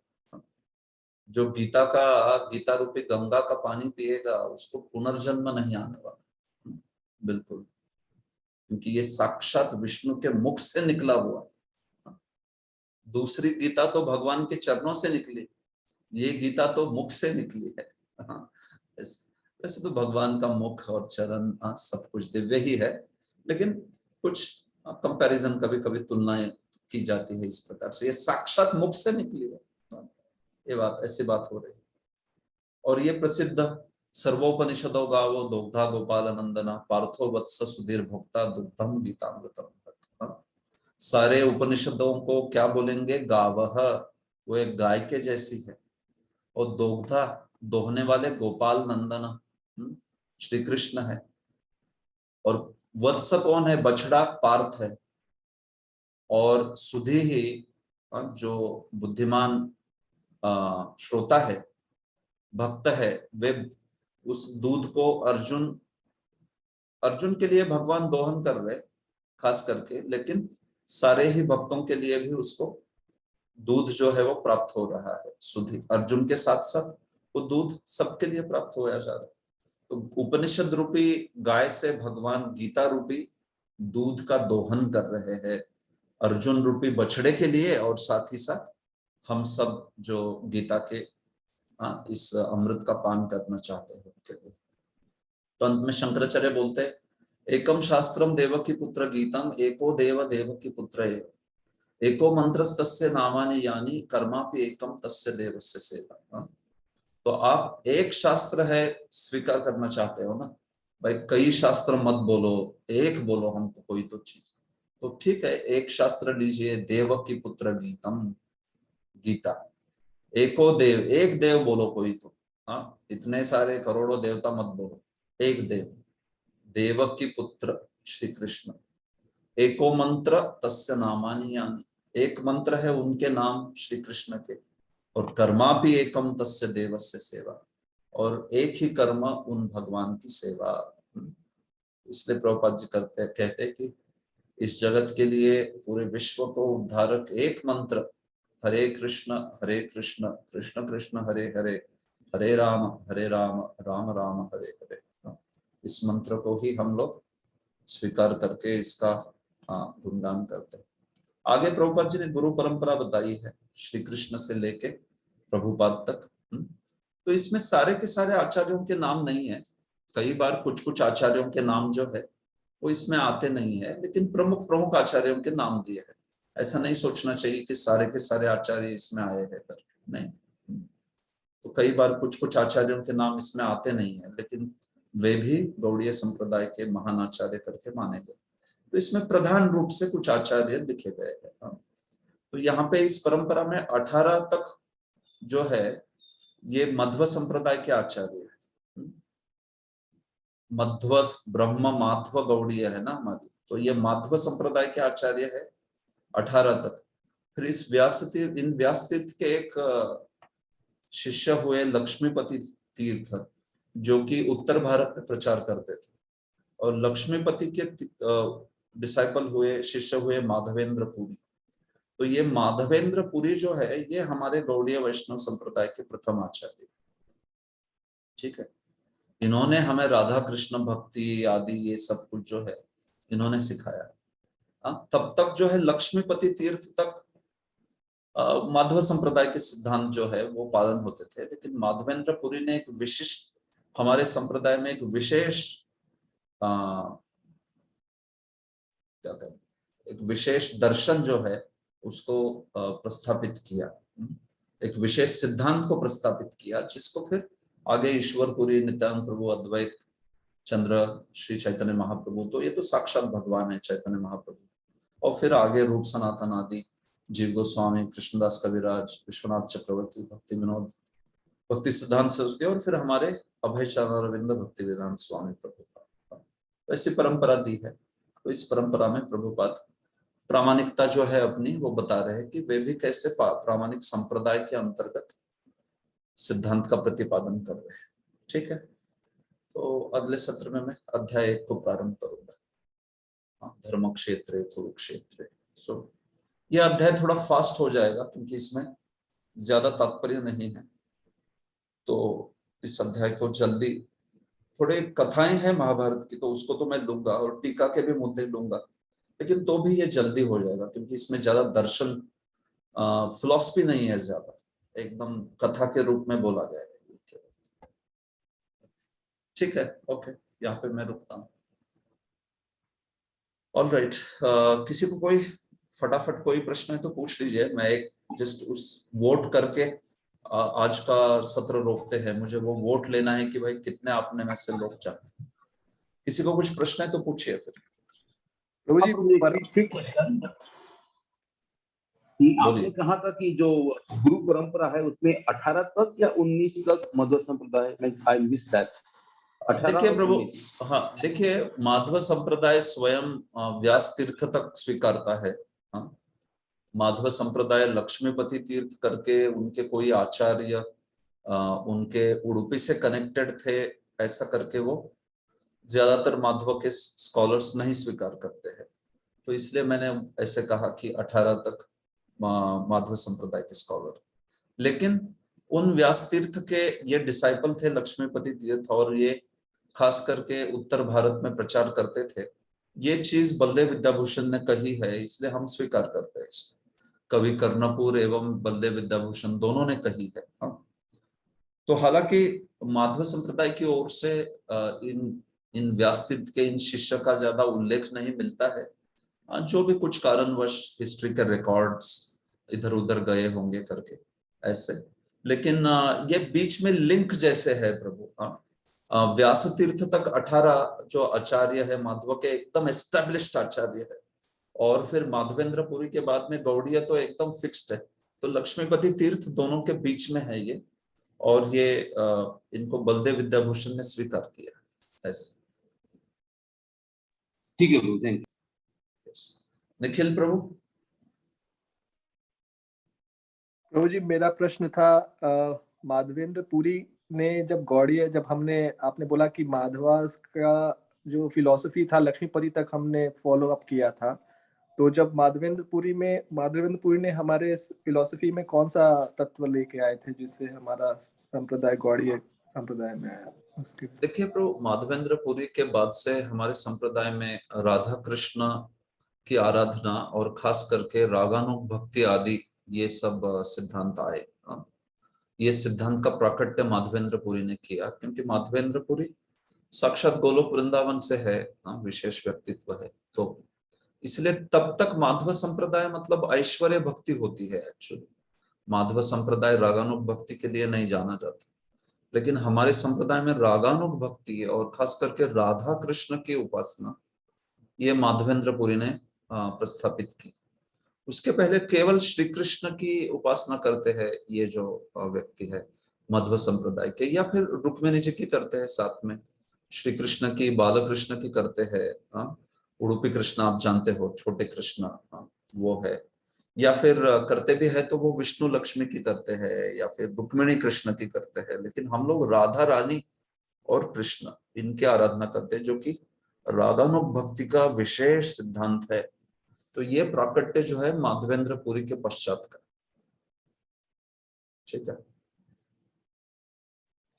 जी प्रभु जी, थैंक यू प्रभु जी। और जैसे हमारे हम लोग जब बोलते हैं प्रभुपाद जी के बारे में, तो भक्ति सिद्धांत सरस्वती ठाकुर से पहले तक प्रभुपाद, भक्ति सिद्धांत सरस्वती ठाकुर गौरांग महाप्रभु की पूजा करने के लिए बोलते थे, लेकिन प्रभुपाद जी ने ही नित्यानंद प्रभु को भी स्टैब्लिश किया था टेम्पल्स में। तो अगर हम उस दृष्टिकोण से देखें तो क्या यहाँ पर भी डिफरेंशिएशन आता है गौड़िया में? और नहीं, ऐसा नहीं। देखिए, गौर निताई की आराधना के कुछ उल्लेख और कुछ पहले भी हुए हैं, पहले है हमारे संप्रदाय में। उसको प्रभुपाद जी ने काफी आप कह सकते हो, क्योंकि प्रभुपाद ने प्रचार ही इतना जबरदस्त किया, अभूतपूर्व किया, कि जो भी चीज प्रभुपाद ने की वो प्रस्थापित हो गई। लेकिन क्या गौर निताई के आराधना के हमारे संप्रदाय में उल्लेख है? हाँ, बिल्कुल है, शास्त्र प्रमाण है। भक्ति विनोद ठाकुर बात करते हैं कि गौर निताई की आराधना कैसे करनी चाहिए एक साथ। तो ये चीजें थी, लेकिन प्रभुपाद जी ने खास करके वो महावदान्याय का वो मतलब नित्यानंद प्रभु का वो परम करुणा वाला भाव, परम करुणा बहु दुई जना निताई गौर चंद्र, तो उसके लिए प्रभुपाद जी ने कहा कि गौर गदाधर से भी गौर निताय की आराधना जो है यहाँ पर ज्यादा जरूरी है। गौर गदाधर में वो एक भगवान मतलब एक अलग उसमें भाव है, लेकिन प्रभुपाद जी वो परम करुणता वाला भाव चाहते थे। लेकिन क्या ये पहले हमारे संप्रदाय में नहीं था? नहीं, ऐसी बात नहीं, वो पहले भी था। वो कुछ कुछ मात्रा में होता था, और भक्ति विनोद ठाकुर ने इसकी चर्चा की है, गौर निताई की आराधना आदि की। बस प्रभुपाद की वजह से वो काफी प्रसिद्ध हो गया और एस्टेब्लिश हो गया है। तो जी हम लोग गौड़िये तो गौरांग महाप्रभु की वजह से ही कहे जाते हैं ना, तो आप उसे माधवेंद्रपुरी से क्यों जोड़ रहे हैं? मतलब उनको गौरांग महाप्रभु से क्यों नहीं जोड़ा आपने, माधवेंद्रपुरी से क्यों जोड़ा उनको? हाँ प्रभु, मैं क्या बता रहा हूँ, देखिए गौड़ीय शब्द का भी महाप्रभु से कुछ लेना देना नहीं है वैसे देखा जाए तो। गौड़, हाँ, दो अर्थ है गौड़ीय के। हाँ, एक अर्थ है गौड़ देश के भक्त, उसको कहते हैं गौड़ीय। हाँ, गौड़ करके बंगाल उड़ीसा ये वाला प्रांत है गौड़ देश, तो उसमें जो महाप्रभु मतलब संप्रदाय के भक्त है उनको कहते हैं गौड़ीय। और दूसरा गौड़ीय का भक्ति सिद्धांत ने अर्थ किया है गौरी, गौरी का गौड़ीय बनता है। गौरीय, गौरी कौन है? राधा रानी है। हाँ, हम राधा रानी के भक्त है, गौरीय, तो वो गौड़ीय बनता है। ये भक्ति सिद्धांत सरस्वती समझाते हैं। तो जो श्रीमती राधा रानी के भक्त है वो गौरीय मतलब गौड़ीय। हाँ, या फिर जो गौड़ प्रांत के वैष्णव है वो गौड़ीय, ऐसे। तो वैसे तो उस नाम का डायरेक्ट महाप्रभु से कुछ ज्यादा लेना देना नहीं है। लेकिन मैं क्यों माधवेंद्रपुरी की बात कर रहा हूं, क्योंकि मैं संप्रदाय के उस ऑर्डर में समझा रहा था। हाँ, संप्रदाय के ऑर्डर में पहली बार हमारे संप्रदाय में रागानुग भक्ति, राधा रानी, कृष्ण, ये बातें किसने की? ये तो महाप्रभु के पहले माधवेंद्रपुरी ने की। क्योंकि आप जानते हैं महाप्रभु के गुरु ईश्वरपुरी, ईश्वरपुरी के माधवेंद्रपुरी, अर्थात महाप्रभु भगवान है, नो डाउट। हाँ, महाप्रभु तो माधवेंद्रपुरी के भी स्वामी है, ये सब ठीक है। लेकिन मुद्दा क्या है कि हमारे संप्रदाय में प्रकट कब हुई वो चीजें, उस एंगल से मैं समझा रहा हूँ। तो हम लोगों को गौड़ीय क्यों बोलते हैं उसका तो कारण मैंने आपको बता दिया। लेकिन हमारे संप्रदाय में चूंकि चैतन्य महाप्रभु साक्षात भगवान है, तो स्वाभाविक है यह चैतन्य वैष्णव संप्रदाय भी कहा जाता है, या इसको गौड़ीय संप्रदाय भी कहते हैं। तो चैतन्य महाप्रभु साक्षात भगवान है, इसलिए चैतन्य महाप्रभु ही हमारे संप्रदाय के सबसे आराध्य रहेंगे। हाँ, इसका तो कोई डाउट ही नहीं। लेकिन हिस्टोरिकली मैं समझा रहा था कि वो प्राकट्य कब शुरू हुआ, so that's why I was saying that Madhavendrapuri. समझ गए? जी, थैंक यू सो मच। प्रभु जी, ये ब्रह्म, मध्व और गौड़ीय, ये ब्रह्म कहाँ तक और मध्व कहाँ तक और गौड़ीय कहाँ से, ये मेरा प्रश्न। देखिए, ब्रह्मा जो है प्रभु जी, ब्रह्मा संप्रदाय जो है वो ब्रह्मा जी से आता है, इसलिए ब्रह्म, ठीक है।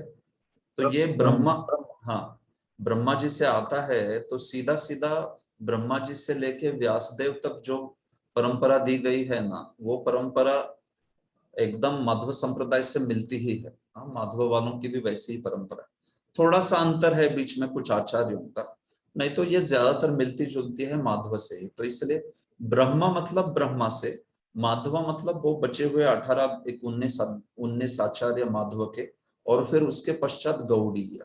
माधवेंद्रपुरी से लेके महाप्रभु सारे ही, महाप्रभु तो वैसे क्या, वो तो भगवान है साक्षात, बट बाकी अन्य आचार्य गौड़ीय आचार्य कहे जाते हैं।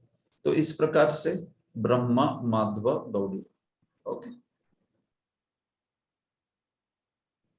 ठीक है प्रभु। हाँ ठीक है, धन्यवाद। ओके, नंदरानी यशोदा माता जी। प्रभु जी, ये जो भूमिका है उसमें 7th पेज पे लास्ट पैराग्राफ में एकदम छोटी आवाज आ रही है आपकी। अभी ठीक है प्रभु जी? हाँ अभी ठीक है, यस। ये जो अपना 7th पेज है इसका भूमिका का, उसमें एक एग्जाम्पल दिया है श्रील प्रभुपाद ने, उपमा दी है जो अपन जनरली सुनते हैं कि समुद्र की बूंद में भी वही गुण होते हैं, जो गुणात्मक अपना सिमिलैरिटी है ना भगवान से जीव का, वो तो गुण के आधार पर हम भगवान के समान हैं। तो हम कई बार हम क्लासेस में भी सुनते हैं कि जो हमारे अंदर क्वालिटी है वो इसीलिए है क्योंकि भगवान के अंदर भी वो क्वालिटी है। तो इसको जो नेगेटिव क्वालिटीज होती हैं ह्यूमन बीइंग्स की, उससे हम कैसे रिलेट कर सकते हैं? मैं अपना प्रश्न रख पाई प्रभु जी? हाँ समझ गया मैं जस्ट देख रहा था कि इसको किस हद तक बोल सकता हूँ मैं। कि देखिए, जब प्रभुपाद जी उदाहरण दे रहे हैं कि समुद्र और समुद्र की बूंद दोनों में गुणात्मक कोई अंतर नहीं है, तो कुछ एक मुद्दा समझाया जा रहा है उससे कि जैसे भगवान सच्चिदानंद है, हम भी सच्चिदानंद है। वास्तविक एक्चुअली भगवान में जो गुण है सारे, क्या हम में अंश रूप में भी वो है? आप सोचिए, भगवान में अगणित गुण है, क्या वो सारे के सारे गुण कुछ अंश में जीव में है, ऐसा हम कह रहे? ऐसा नहीं है सिद्धांत। सिंपल सी बात बता दूं आप, भगवान में 64 गुण माने जाते हैं, जीव में कितने गुण माने जाते हैं? 50 गुण माने जाते हैं, आप जानते हो। यस, 50। शिव जी में 55, विष्णु में 60 और भगवान में 64। तो केवल मुख्य मुख्य गुणों की भी बात होगी तो उधर 64 है और इधर 50 है, तो कहाँ हो गए सारे के सारे गुण भगवान के जीव में अंश रूप में? तो ऐसा नहीं होता है। जीव के और भगवान के अंश गुणों का, जीव एक छोटा सैंपल है भगवान के गुणों का, ये एक अंडरस्टैंडिंग के लिए कुछ बोला गया, लेकिन भगवान अनंत गुणों वाले हैं। जीव में उतने गुण हो ही नहीं सकते, जीव में तो लिमिटेड गुण है। तो उसमें भी मेन 64 बोल दिए तो उतने भी नहीं है उसमें। अंश की ही बात कर रहा हूं मैं, फुल में कंप्लीट नहीं बोल रहा, पार्शियली ही बोल रहा हूँ। पार्शियली भी जीव में उतने गुण नहीं है जितने भगवान में, असंभव है, हो नहीं सकता ये। तो प्रभुपाद जी का उदाहरण समुद्र और बूंद का ये किसके लिए है? ये प्राय महत्वपूर्ण चीज ये बताने के लिए है कि भाई देखिए, जीव और ईश्वर दोनों चेतन है, सच्चिदानंद है। जीव में भी वो जो गुण है वो दिखाई पड़ते हैं कुछ मात्रा में, कुछ हद तक। तो ये पहला मुद्दा हुआ कि दोनों में सारे गुण, सारे के सारे गुण केवल एक में पूर्ण और दूसरे में अंश, ऐसा नहीं है, ये जरूरी नहीं है ऐसा। अभी दूसरी चीज, अगर जीव में कुछ दिखता है तो वो भगवान में होता है क्या? तो निगेटिव क्वालिटीज का क्या?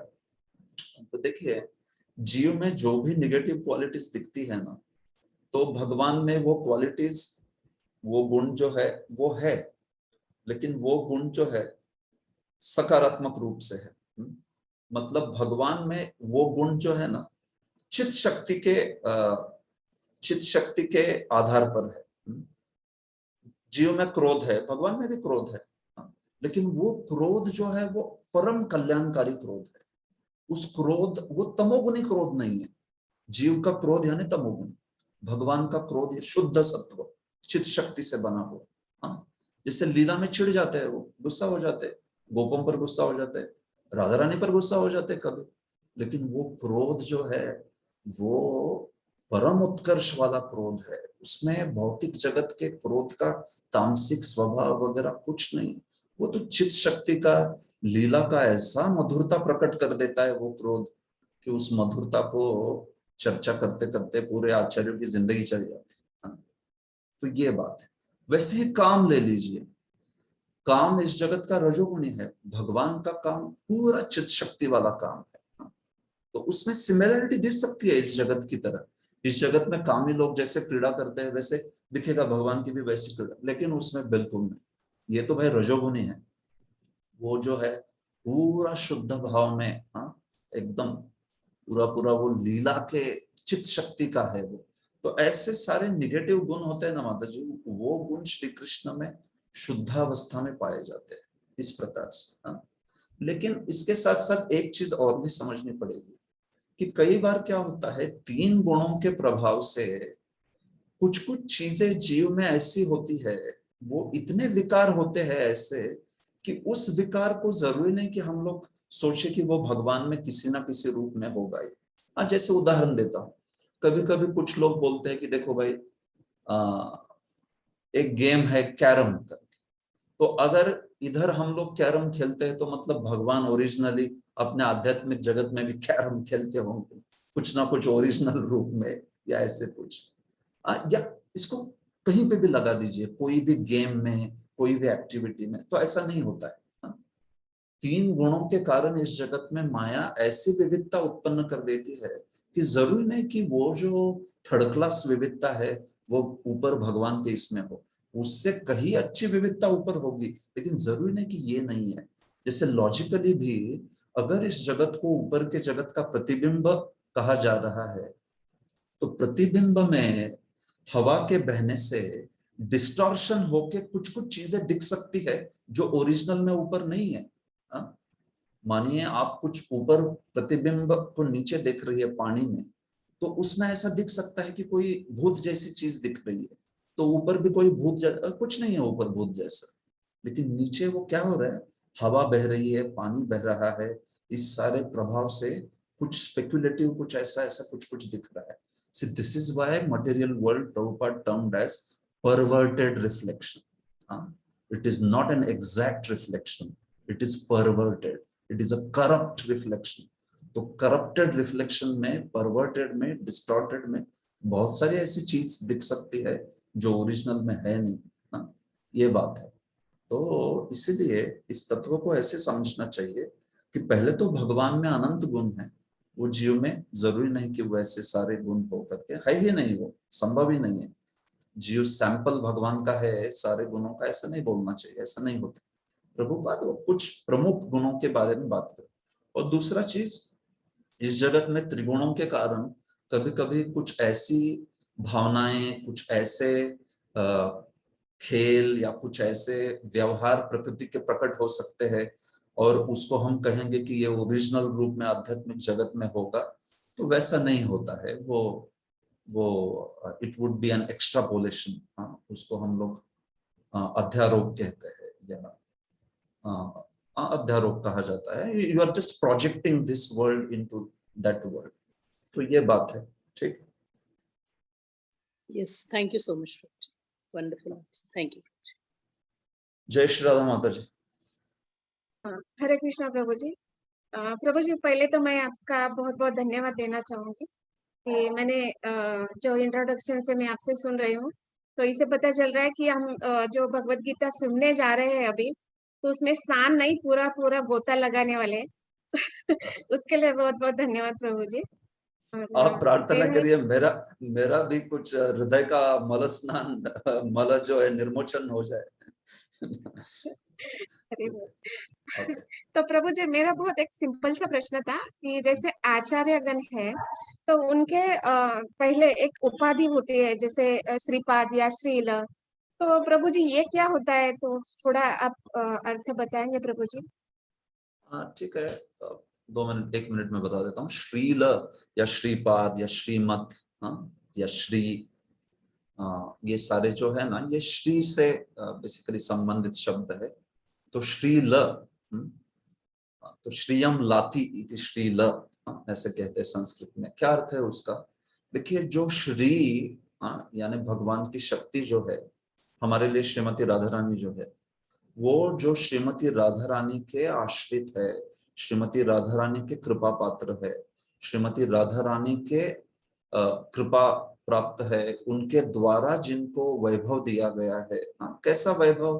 भक्ति वैभव, ज्ञान वैभव, वैराग्य वैभव श्रीमती राधा रानी की कृपा से है। तो ये होता है श्रील। श्रील या श्रीपाद, इनको कहते हैं कि जो व्यक्ति जो है इस प्रकार से श्री के शेल्टर में, आश्रय में है करके। कभी श्रीमत होता है, श्रीपाद या श्रीला तो समझ सकते, श्रीमत तो देखिए मत जो है वो पोजेसर, मतलब जो उसको मतु प्रत्यय मतलब होता है कि जो उसको धारण करता है, तो जो श्री को धारण करता है वो श्रीमत हो गया। उसका ही रूप बनता है श्रीमान या श्रीमती। तो क्या अर्थ हो गया इसका कि श्री मतलब देखिए कुछ विशेष वैभव, तो वो ज्ञान युक्त वैभव हो सकता है या वैराग्य का वैभव हो सकता है। तो इस प्रकार से तो तत्व संदर्भ में श्री लव की परिभाषा की है, श्रील शब्द की, तो आप वहां पे देखोगे तो पता है कि जो ज्ञान और वैराग्य से युक्त है, भक्तिमय ज्ञान और वैराग्य, ऑब्वियसली शुष्क ज्ञान वैराग्य, तो उनको श्रील कहते हैं। रूप सनातन को वहां पे श्रीलव कहा है, मतलब श्रील, दो श्रील। तो ऐसे तो श्री या श्रीमत जब आता है तो खास करके ऐसा अर्थ होता है कि जिनको कुछ विशेष ऐसा ऑपुलेंस वैभव है, जिनके पास श्रीमत उसको धारण करते हैं। तो इस प्रकार से तो श्रीमान श्रीमत ऐसा होता है। तो वो श्री क्या हो सकता है, ज्ञान का वैभव हो सकता है, वैराग्य का वैभव, भक्ति का वैभव, या सुंदर सौंदर्य का वैभव हो सकता है। कोई बहुत सुंदर है तो श्रीमती कहते हैं, जैसे श्रीमती जी राधा रानी, परम सुंदरी श्रीमती राधा रानी है, तो श्रीमती ऐसे, या श्रीमत। तो ये श्री शब्द से ऐसे अलग अलग बोध होते हैं, लेकिन खास करके श्रील या श्रीपाद आदि में वो आश्रय का भाव है, जिन्होंने श्री का आश्रय दिया है ऐसे। Okay, thank you very much. Okay, last Sushmita Radhika माता जी। हम लोग तो 9 सोच नहीं रहे थे 9 होगा, लेकिन 9 बज गए।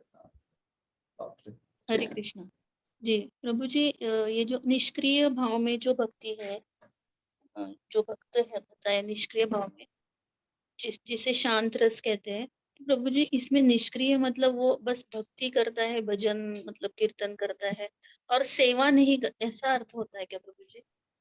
निष्क्रिय उसकी टेक्निकल डेफिनेशन है। बेसिकली निष्क्रिय मतलब वो अपने इंद्रियों से भागकर यहाँ वहां सेवा नहीं करता है। वो सेवा जो होती है वो केवल मानसिक रूप से होती है। वो निष्क्रिय अवस्था में केवल वो भगवान के, वो ऐसा भाव रहता है उसका कि अरे भगवान इतने महान है, मैं क्या कर सकता हूँ उनके लिए। वैसा आलस का भाव नहीं है, जेन्युइन एकदम अंदर से उसको ऐसा लगता है कि मैं क्या करूं, ये कितने महान व्यक्ति है ये। तो वो भगवान की भगवत्ता से ऐसा एकदम मानो जैसे स्टन हो जाता है, एकदम वो जो है निष्क्रिय हो जाता है। तो ऐसा निष्क्रियता का भाव रहता है, पैसिव एडोरेशन कहते हैं उसको। तो इतना उसको भगवान की महत्ता का ये हो जाता है कि वो ऐसे दास्य वालों की तरह, श्रृंगार वालों की तरह भाग भाग के अपने इंद्रियों के द्वारा, इंद्रिय व्यापार के द्वारा भगवान की सेवा में नहीं होता है, इसलिए निष्क्रिय कहते हैं। लेकिन ऑब्वियसली वो निष्क्रियता नहीं है, वो उसके मन और हृदय के स्तर पे होता है वो, लेकिन वो क्रियाशीलता वहां पर इंद्रियों के लेवल पे डिफाइंड है, इसलिए उसको निष्क्रिय कहा जा रहा है। अगर वो सेवा का भाव ही नहीं होता तो वो उधर आध्यात्मिक जगत में क्या कर रहा है फिर, ऐसे समझ रहे हैं ना। तो वो क्रियाशीलता इंद्रियों के स्तर पे डिफाइंड हुई है। तो प्रभु जी मतलब उनकी भी गति होती है, मतलब ऐसे जैसे कभी यहाँ पे अगर किसी का ऐसा भाव है तो उनकी भी स्टेप बाय स्टेप गति होती है। हाँ बिल्कुल, वो आध्यात्मिक जगत में जाते हैं ना, शांतरस वाले। देखिए शांतरस आध्यात्मिक जगत में, वैकुंठ जगत में होता है। ओके, तो मतलब यहाँ हमें साधना भक्ति ही करनी है, मतलब जो जो बोल रहे हैं कि मैं मन ही मन ध्यान करते हैं भगवान का, तो ऐसे नहीं, साधना भक्ति तो बेसिक है ये सबके लिए। नहीं देखिए, शांत भक्ति, शांत रस कैसे प्राप्त होता है उसका अलग है, वो ज्ञान मिश्रा भक्ति का बात हो गई। आपको ये टेक्निकलिटीज सीखनी और समझनी पड़ेगी, वो आएगी अगले किताबों में। तो ज्ञान मिश्रा भक्ति होती है, अगर कोई ज्ञान मिश्रा भक्ति करता है तो फिर उसको शांत रति प्राप्त होती है। तो ऐसे नहीं है, हमारा जो साधन भक्ति का मार्ग है उसमें दास्य के ऊपर ही होता है, उसमें शांत नहीं होता है। तो ये हमारे भक्ति का मार्ग शांत में कभी लेके नहीं जाएगा किसी को, दास्य और उसके ऊपर। शांत रति का मार्ग अलग होता है, वो ज्ञान मिश्रा भक्ति का मार्ग होता है। ठीक है, ओके, हरे कृष्ण। हरे कृष्णा। तो देखिए लास्ट चीज पूछना चाहता हूँ यहाँ पर, आज के सत्र को रोकते हैं इधर। तो